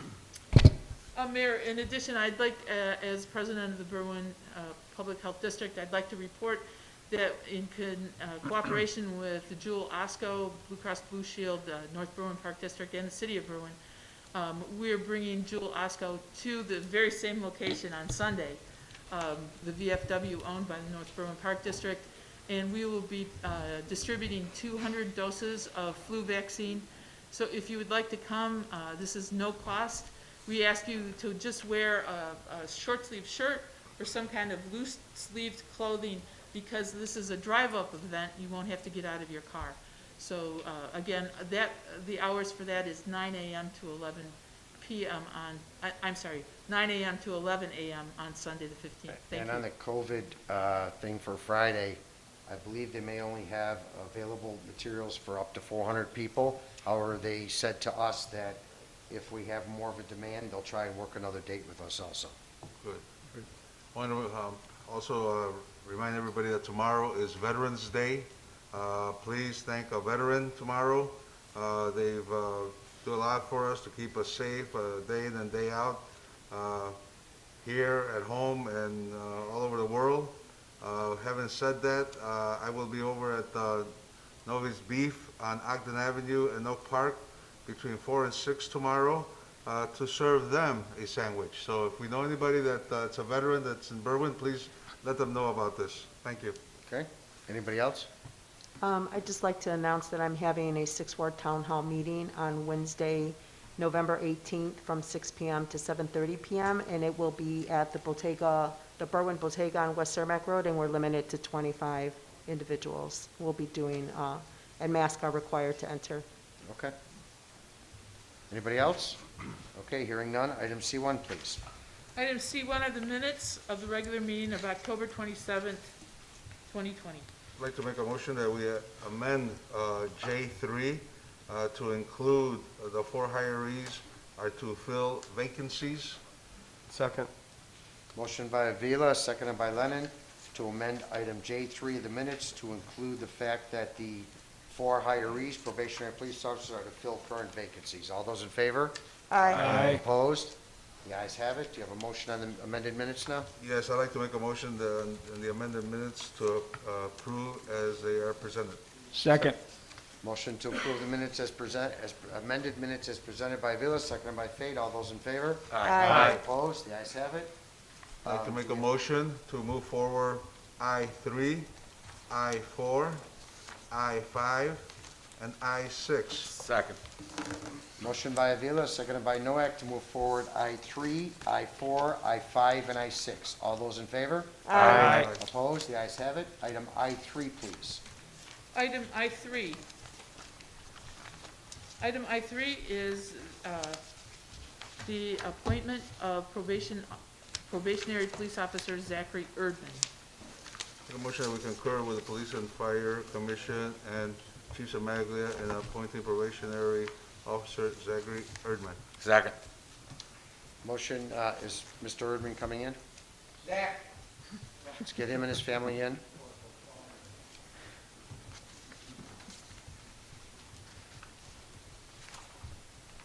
Motion by Avila, seconded by Noack to concur with the recommendation of Police and Fire Commission and Chief Samaglia and appoint Officer Zachary Erdman as a probationary police officer in the city of Berwyn. All those in favor, and the call the roll. Oh, thank you. Oh, I'm sorry, we don't need to call the roll. All those in favor? Aye. Aye. Opposed? The ayes have it. Zach, congratulations.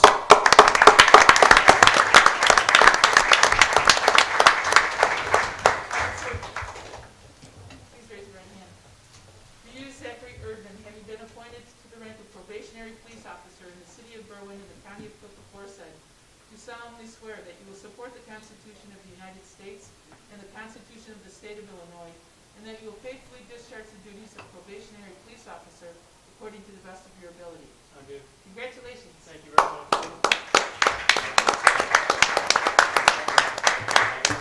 Let's get your family up for some pictures.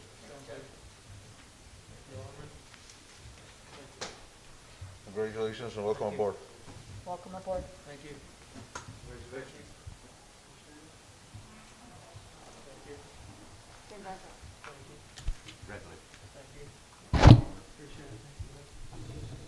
Zach's family want to come up?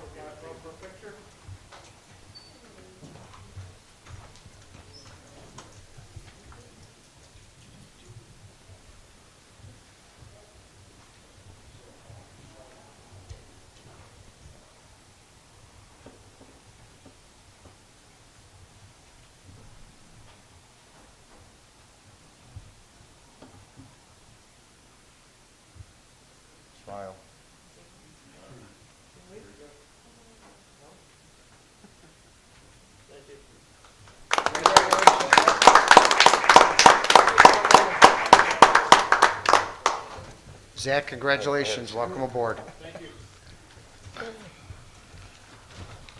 Michael, would you bring in the next family, please? Erica Mendoza, please.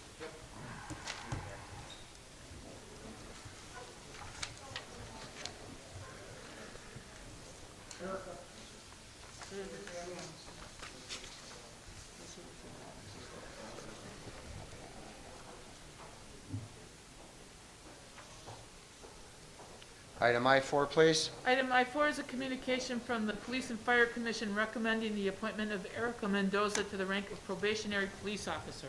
Make a motion we concur with the Police and Fire Commission and Chief Semaglia in appointing Erica Mendoza to the position of probationary police officer. Second. Motion by Avila, seconded by Noack, to concur with the Police and Fire Commission and the Chief Semaglia and appoint Erica Mendoza as probationary police officer in the city of Berwyn. All those in favor? Aye. Opposed? The ayes have it. Erica? Do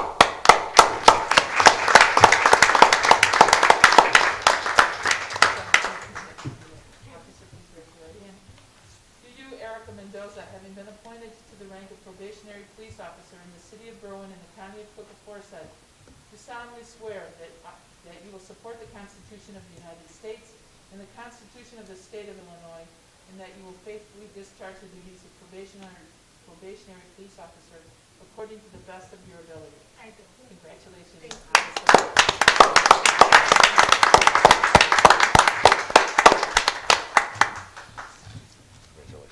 Congratulations. Welcome aboard.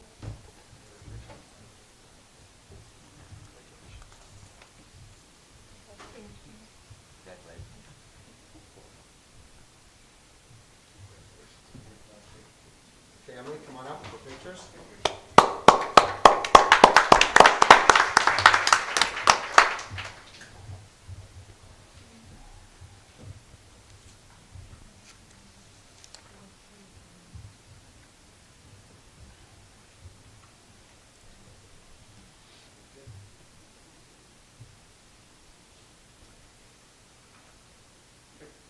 Congratulations, Erica.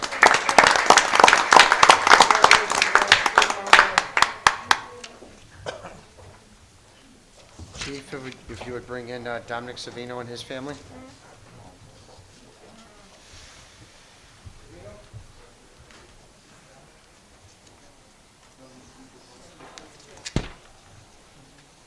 Item I5, please. Item I5 is a communication from the Berwyn Police and Fire Commission recommending the appointment of Dominic Savino to the rank of probationary police officer. Make a motion that we concur with the Police and Fire Commissioners and Chief Semaglia in appointing Dominic Savino for the position of probation police officer. Second. Motion by Avila, seconded by Noack, to concur with the recommendation of the Police and Fire Commissioners and Chief Semaglia and appoint Dominic Savino as probationary police officer in the city of Berwyn. All those in favor? Aye. Opposed? The ayes have it. Dominic, congratulations. Do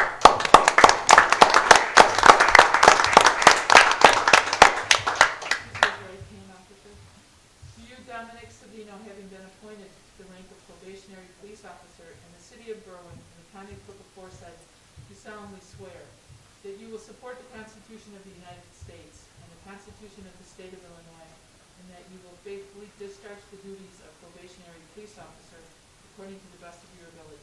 Yes, I do. Congratulations on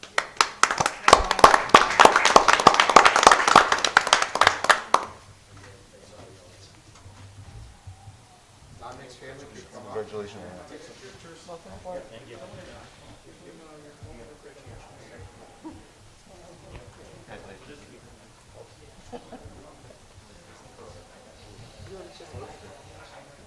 Oh, yeah, good point. Good point. Yeah, exactly. I think I'll do this.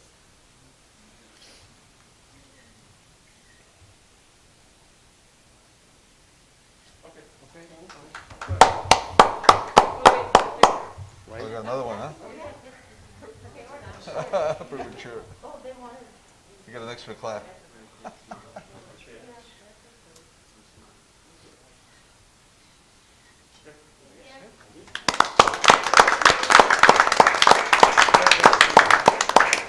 Congratulations, Dominic. and Elias Galvan.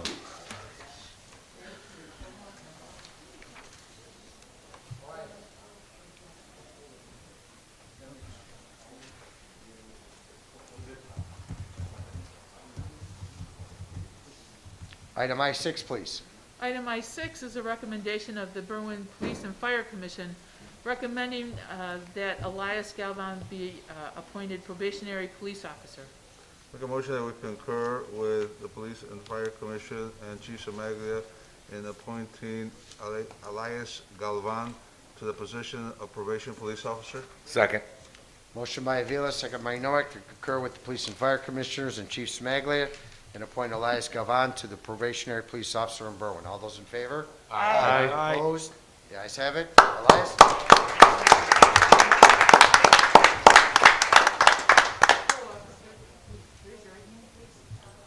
you, Elias Galvan, having been appointed to the rank of probationary police officer in the city of Berwyn in the county of Cook Forsyth, do solemnly swear that you will support the Constitution of the United States and the Constitution of the state of Illinois, and that you will faithfully discharge the duties of probationary police officer according to the best of your ability? Congratulations.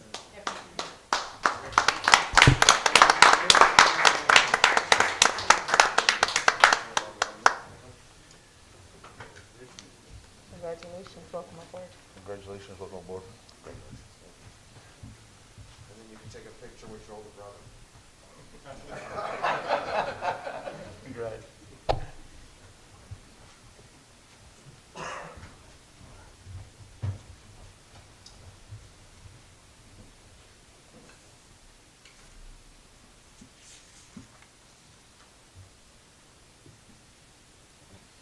Congratulations, Elias.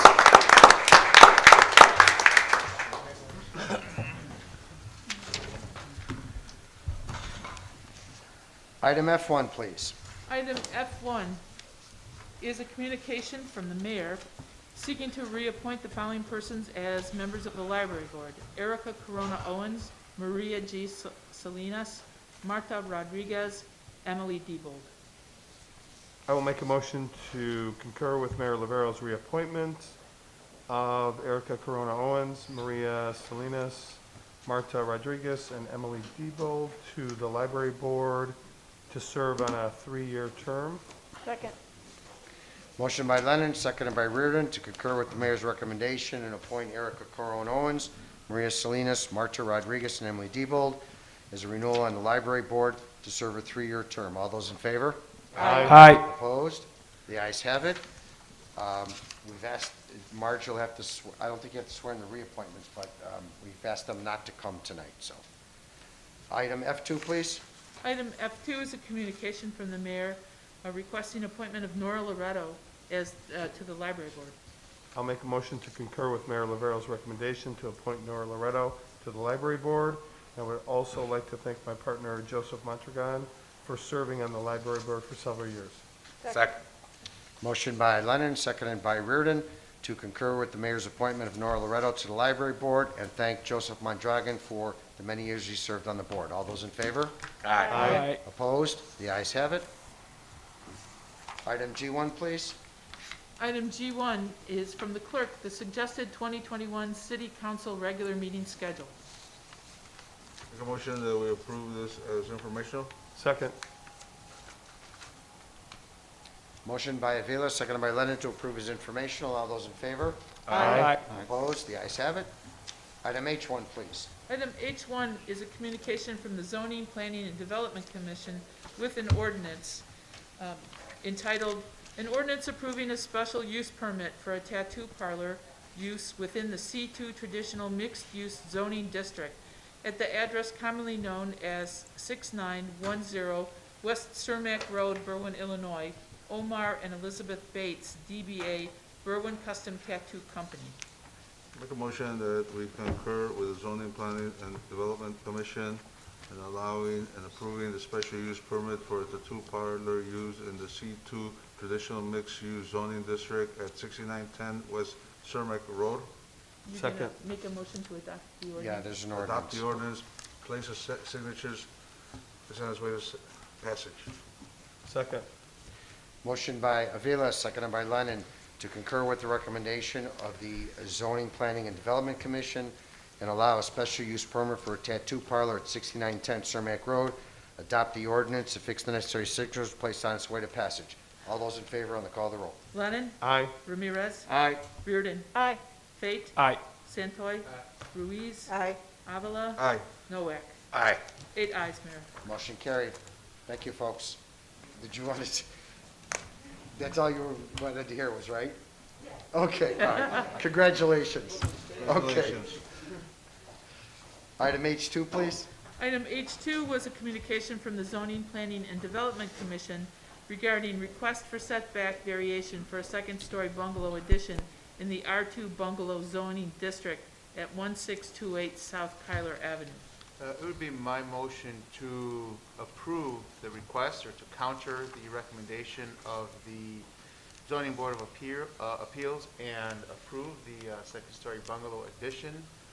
I'd like to give a little bit of background. The applicants here are permanent residents of the city of Berwyn, and ironically enough, they had started this process before the establishment of the R2 Bungalow Zoning District. This is not a recommendation or a motion that I take lightly and that I would use sparingly. So I do realize that what the ask is, and it's a variance from a 15-foot setback to a 12.5-foot setback. So based on the background and the criteria, it is my recommendation to, I guess, counter, right, and approve the request for the setback variation. Be my motion, and respectfully requesting concurrence from the alderman here. Second. Excuse me. Would you refer it also for the drafting of appropriate ordinance? Councilman? Yes, and amend my motion to recommend it for a drafting of ordinance. I have some questions. So, I'm sorry, my fast reading of this, my presumption was that we would go with the board, and so, my reading was that it was a 6-foot setback and not a 15. Is that incorrect? Could you direct me to the right? Yes, let's see what page that's on. I was looking at it before the meeting as well. Are they here, Alderman? They are not. I do not believe so. So starting on page 60.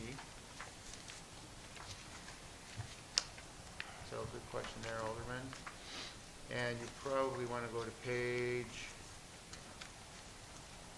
79. Well, it wouldn't be 79 in hard copies. Yeah, it's 79 in my PDF copy here. I don't know what page that is, so it might be off of page or two. Also what I'm looking at, thank you. Okay, so if you look at the new location, you look at a 12-foot, 6-foot setback, and that is from the face of the house, of the bungalow. And they are also preserving the front dormer and rear dormer, and so it's clearly shown there what the proposed setback is. If it were a 6-foot setback or anything less than that, I would not be making the recommendation. But I think the more, I guess, extenuating circumstances, the fact that they, a little bit of a different type of situation. They started the process, they stopped for, whatever reason, personal reasons, and then the ordinance changed, so they just wanted to move forward with the same plan. It's only a 2.5-foot variance. Correct. Okay, I have a motion by Santoy, seconded by Fate, I believe. Is that correct? Correct, sir. To overrule the Zoning, Planning, and Development Commission and approve the zoning variance for the second-story addition at 1628 South Kyler and have a necessary ordinance drafted. All those in favor on the call of the roll. Lennon? Aye. Ramirez? Under the alderman's okay with it, I'll say yea. Yes. Reardon? I find myself in a dilemma because it's, if the variance isn't, or sorry, if the ordinance is incorrect, if our code is not what we need it to be, then we should change the code and not keep doing variances upon variances. I deeply appreciate, Alderman, your logic. And I understand that I will probably be alone in this, but I'm going to uphold the principle and vote in favor of the recommendation. So nay to your motion, sorry. Sure. Faith? Being only 2.5 feet, I will vote aye. Santoy? Aye. Ruiz? Aye. Avila? Aye. Noack? Aye. 7 ayes, Mayor, 1 nay. Motion carried. Item I1, please. Item I1 is a communication from Alderman Ramirez, regarding residential water bills. Mayor, and council. So this is just informational. I had a couple of questions on what happened, how this happened. And the reason I'm bringing it up is I had different residents reach out to me, and then so I reached out to Jeanette Rendon, and she said, well, we're handling it as they call us. We're telling them it's just a duplicate. So in my eyes, I've been in customer service most of my life, and I felt that maybe this is not the right way we should have handled it. We should have posted something on Facebook, posted something on our website saying, hey, this is a mistake, it's a duplicate. But anyway, I just wanted information as to what happened, and Well, Water Supervisor Rick Macito is here, I saw him back there. and I know he spoke to you on the phone about this already. So Rick, do you want to answer his questions? Yeah, no, he emailed me and just, Well, let him answer it for the council, since you put this on council floor. Good evening, good. everyone. All right, so I'm going to answer the questions that were presented to me. The issues for discussion were, what is the process for creating and mailing out residential water bills? It's a very extensive process that involves capturing meter readings capturing meter reading data to generate and print our water bills. So it's a long process. do we outsource that, or is that done in-house? No, it's done in-house. That's done in-house? Yes. Okay. Second question was, how did this happen? There was a paper jam. We use 2 printers currently to print all our bills out. One of the printers jammed on us. We went and fixed the jam, but we didn't realize it till we got the first few phone calls about the reprints. I checked the amount of bills that went out, and in essence, we did mail out 100 extra copies. So it's just 100 that Yes. went out? Yes. And what is the scope of the issue? We mail out approximately 6,000 bills. 100 of those addresses receive 2 of the same bills, which are the reprints. So the total cost of the error for the city was $50.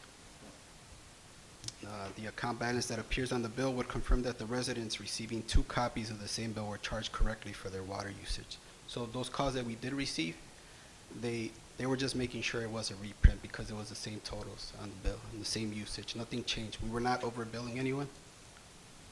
Okay.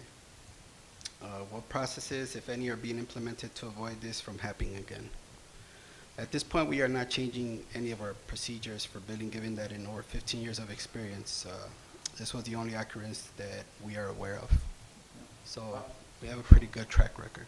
Right. And the only thing I would just add to that is, if something like this does happen, that maybe we do post it on Facebook or on the website or something, just so it's the onus is not on the residents. You have to call us. We're telling them, hey, we made a mistake. It happened. Yep. And that way they're not freaking out. Understood. Since it never happened before, it was just like a first time, you know. Okay. Thank you. Okay? Sure. So I'd like to mark this as just informational. Second. Motion by Ramirez, seconded by Faith to consider informational. All those in favor? Aye. Opposed? The ayes have it. Item I2. Item I2 is a communication from Alderman Santoy regarding the Budget and Finance Committee meeting of October 15th, 2020. Be my motion to submit as informational. Second. Motion by Santoy, seconded by Noack to consider informational. All those in favor? Aye. Opposed? The ayes have it. Item J1, please. Item J1 is a communication from Finance Director Ben Daish regarding the BMO line of credit extension request to draw approval for bond refunding.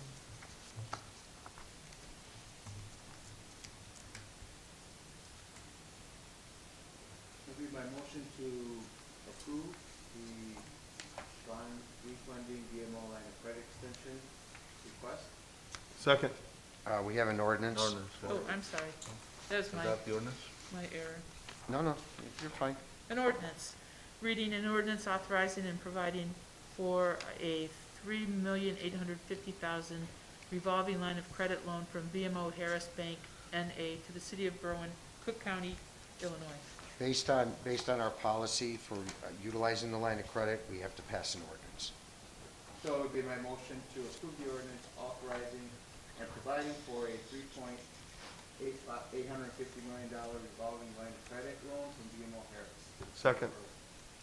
Motion by Santoy, seconded by Lennon, to adopt the ordinance for a $3,850,000 revolving, draw from the revolving line of credit. Fix the necessary signatures, place on its way to passage. All those in favor, they call the roll. Lennon? Aye. Ramirez? Aye. Reardon? Aye. Fate? Aye. Santoy? Aye. Ruiz? Aye. Avila? Aye. Noack? Aye. 8 ayes, Mayor. Motion carried. Item J2, I believe, is the determination that we achieved at the straw poll vote in the Committee of the Whole. So I'd ask somebody to make a motion with the adoption of base option C, because that seemed to be the straw poll vote. I'll make that motion. Second.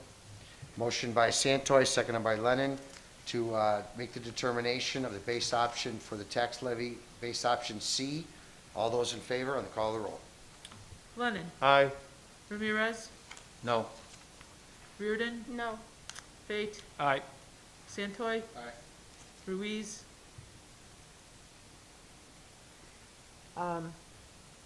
So we're adopting C, or that's just a straw poll, correct? No, we're determining, based on the straw poll vote, that that's the option we're going to go with. Okay, then That's no. what will present in the ordinance. Okay, no. Avila? Aye. Noack? Aye. 5-3, Mayor. Motion carried. Item J3, please. J3 is a communication from Public Works Director Schiller, 2021 motor fuel tax salt contract. It's a request to be accepted as information. Yeah, Motion that Mr. we, Schiller approve. saved us some money on our salt contract this year. Bob, you want to explain it thoroughly, or?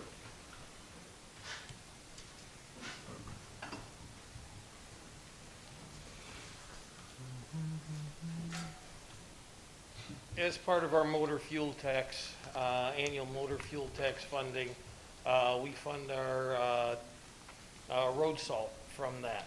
The road salt contract is sent, is processed through the IDOT state bid cooperative. And every year, I have to choose whether to bid, not to bid, to accept and extend the previous year's bid prices with limited increases, or toss it and rebid it for the following year. So by March 1st of 2020, I had to make a decision on 2021 salt. Happens every year. But being what's going on and listening to the ability to try and save some dollars, instead of going the safe way and taking the, accepting the renewal at a 5% increase on 70-something dollars a ton, I did my research. I looked around at what the trends were, what the usage were last year, and opted to remove that, our contract, and rebid it, and got the salt this year at a substantially reduced price. So ended up saving, for the quantity we use, ended up saving about $118,000, which can be used for additional roadway resurfacing in 2021. Good job, Bob. Great job. Yes, thank you. Thank you, Bob. Do I have a motion to consider as informational? I'd like to make a motion to consider Director Schiller's communication as informational. Second. Motion by Ruiz, seconded by Avila, to consider the communication informational. Congratulate Mr. Schiller on a job well done. Thank you. Yes, thank you. All those in favor? Aye. Opposed? The ayes have it. Item J4, please. J4 is a submission by Director Schiller, a resolution for maintenance under the Illinois Highway Code. I'd like to make a motion that we approve Director Schiller's recommendation for the 2021 motor fuel tax maintenance resolution as prepared by Novotny Engineering. Second. Motion by Ruiz, seconded by Lennon, to concur with the recommendation of Director Schiller and approve the 2021 motor fuel tax maintenance resolution as prepared by the consultants, Novotny Engineering. All those in favor? I have a question, sir. Aye. Question, I'm sorry, go ahead. So my understanding is this is a matching grant, and that several million are coming from the matching grant, and yet we're expected to come up with 75% of it from either the city of Berwyn or other funding sources. Motor fuel tax, the resolution for fuel tax is based on a dollars per capita that the city receives every year. Sure. For funding for roadways, lighting, all of that. It's not a matching. What it is it's funding that we receive based on previous year's taxes, road taxes, gas tax, for the city to keep up and maintain roads and lighting, salt, and all the other covered expenses. Thank you. It's in the ordinance that I find myself confused. I don't see an ordinance. There's no ordinance with this one. I'm It's a sorry. resolution. Is it in the resolution? Thank you.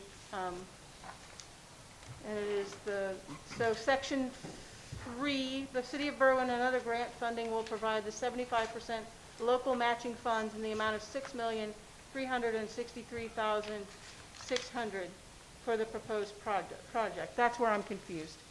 I think you're on the wrong You're on communication. J5. No, this is the motor fuel tax. J4. My abject apology.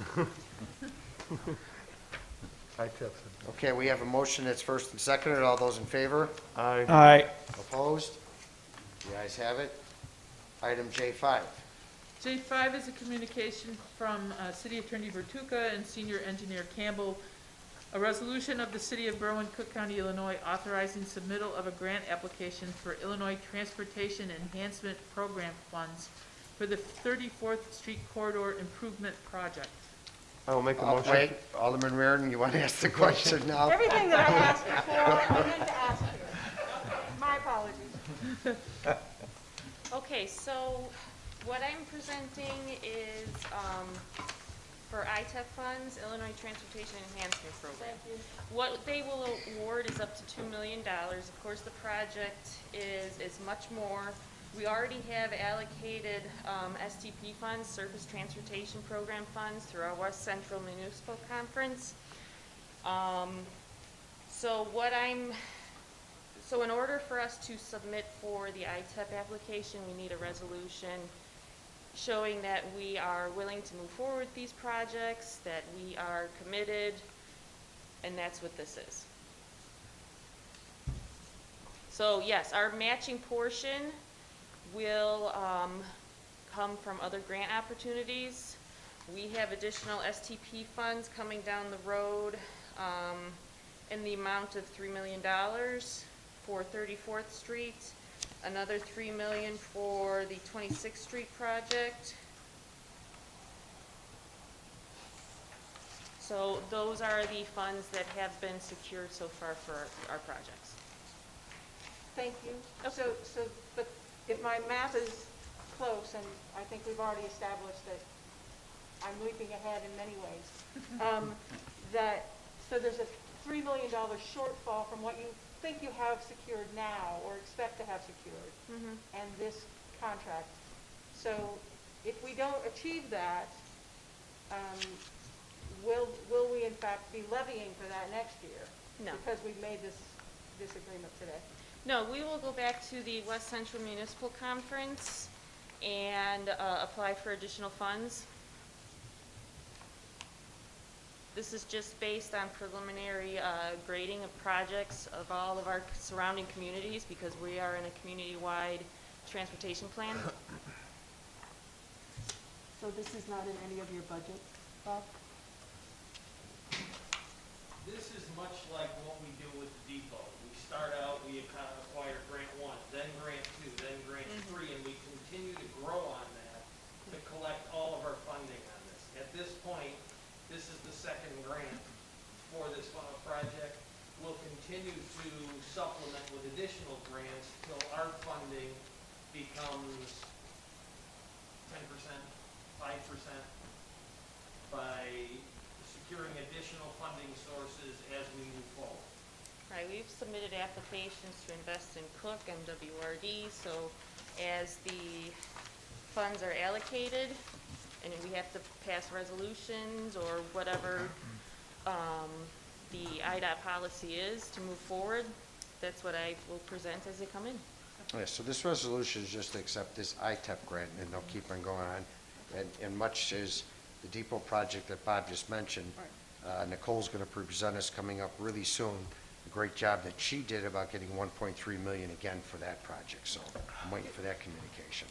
Yeah, that announcement just came out, so. Yes, it came out today. So Congratulations. this just keeps us moving forward. Yes. Yeah. We're not spending any money or, it's just, No. to get Correct. these grants, right? Yeah. That's all it is. Correct. It's Yeah. the same as the depot project. and Correct. Through Yeah. that time, we Simulate- got more simulate grants all as those we went grants, along. correct. We just have to keep pressing on. Pressing and going on, to our and then when we get a council small amount we have to pay, then we do it. Yeah. Right. Do we have a hoped-for date for this, much like the depot that keeps seeming to stretch beyond us? All right, 2 questions. Do we have a date for this?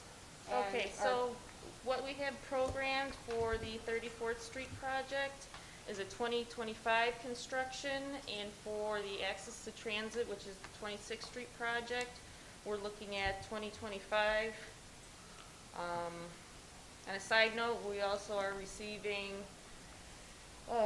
another $2 million for the 16th Street improvements and signal modernization plan, which will be constructed in 2022. Thank you. Cool. Okay. Thank you very much. Thanks, Nicole. So I'm sorry, so then we are aiming for 2025 to begin. For those 2 projects, yeah, for construction. Okay. That's J5 and J6. J6 is the other one she referred to. Could it be sooner, or that's just the aim? With the West Council funds, since it's a pot of all the surrounding communities, if a community can't move forward with a project, they reallocate those funds. So if we have like phase 1 approved and we're ready to go, we can apply for those funds and it could go towards our projects. So that's why we have to keep moving with engineering and design and all of that so that we show we're ready and we can get additional money sooner than later. Thank you, Nicole. Okay. Alderman, you had a motion? Yeah, we'll make a motion to approve the resolution. Thank Nicole Campbell for her hard work and her staff. Fix the necessary signatures and send it on its way to passage. Second. Motion by Lennon, seconded by Reardon, to approve the resolution. Thank Nicole and her staff for their hard work. Affix the necessary signatures and place it on its way to passage. All those in favor on the call of the roll. Lennon? Aye. Ramirez? Aye. Reardon? Aye. Fate? Aye. Santoy? Ruiz? Aye. Avila? Aye. Noack? Aye. 8 ayes, Mayor. Motion carried. Item J6, please. Item J6 is a submission by Attorney Bertucca and Engineer Campbell with a resolution reading, a resolution of the City of Berwyn, Cook County, Illinois, authorizing submittal of a grant application for Illinois Transportation Enhancement Program funds for the Access to Transit Improvement Project. I'd like to make a motion that we move forward with the recommendations of Bertucca, City Attorney, and Nicole Campbell, Senior Engineer, on the resolution authorizing submittal of a grant application for the Illinois Transportation Enhancement Program funds for Access to Transit Improvement Project for 26th Street. Second. Motion by Ruiz, seconded by Ramirez. Fate? I didn't hear who seconded. Fate. With the masks, I can't tell any voices. Motion by Ruiz, seconded by Fate, to go ahead and approve the resolution authorizing the submittal of a grant application for ITEP funds for Access to the Transit Improvement Project for 26th Street. affix necessary signatures, and place it on its way to passage. All those in favor, then call the roll. Lennon? Aye. Ramirez? Aye. Reardon? Aye. Bates? Aye. Santoy? Ruiz? Aye. Avila? Aye. Noe? Aye. 8 ayes, Mayor. Motion carried. The consent agenda. Make a motion that we approve the consent agenda as presented. Motion by Avila, seconded by Lennon, to approve the consent agenda as presented. All those in favor? Aye. Opposed? The ayes have it. Alderman committee meetings, Alderman Lennon. Alderman Ramirez. Alderman Reardon. There'll be a third ward meeting on the 19th at 6 o'clock, I'm sorry, 6:30 at Prexa Park. Call the chair. Alderman Fate. Call the chair. Alderman Santoy.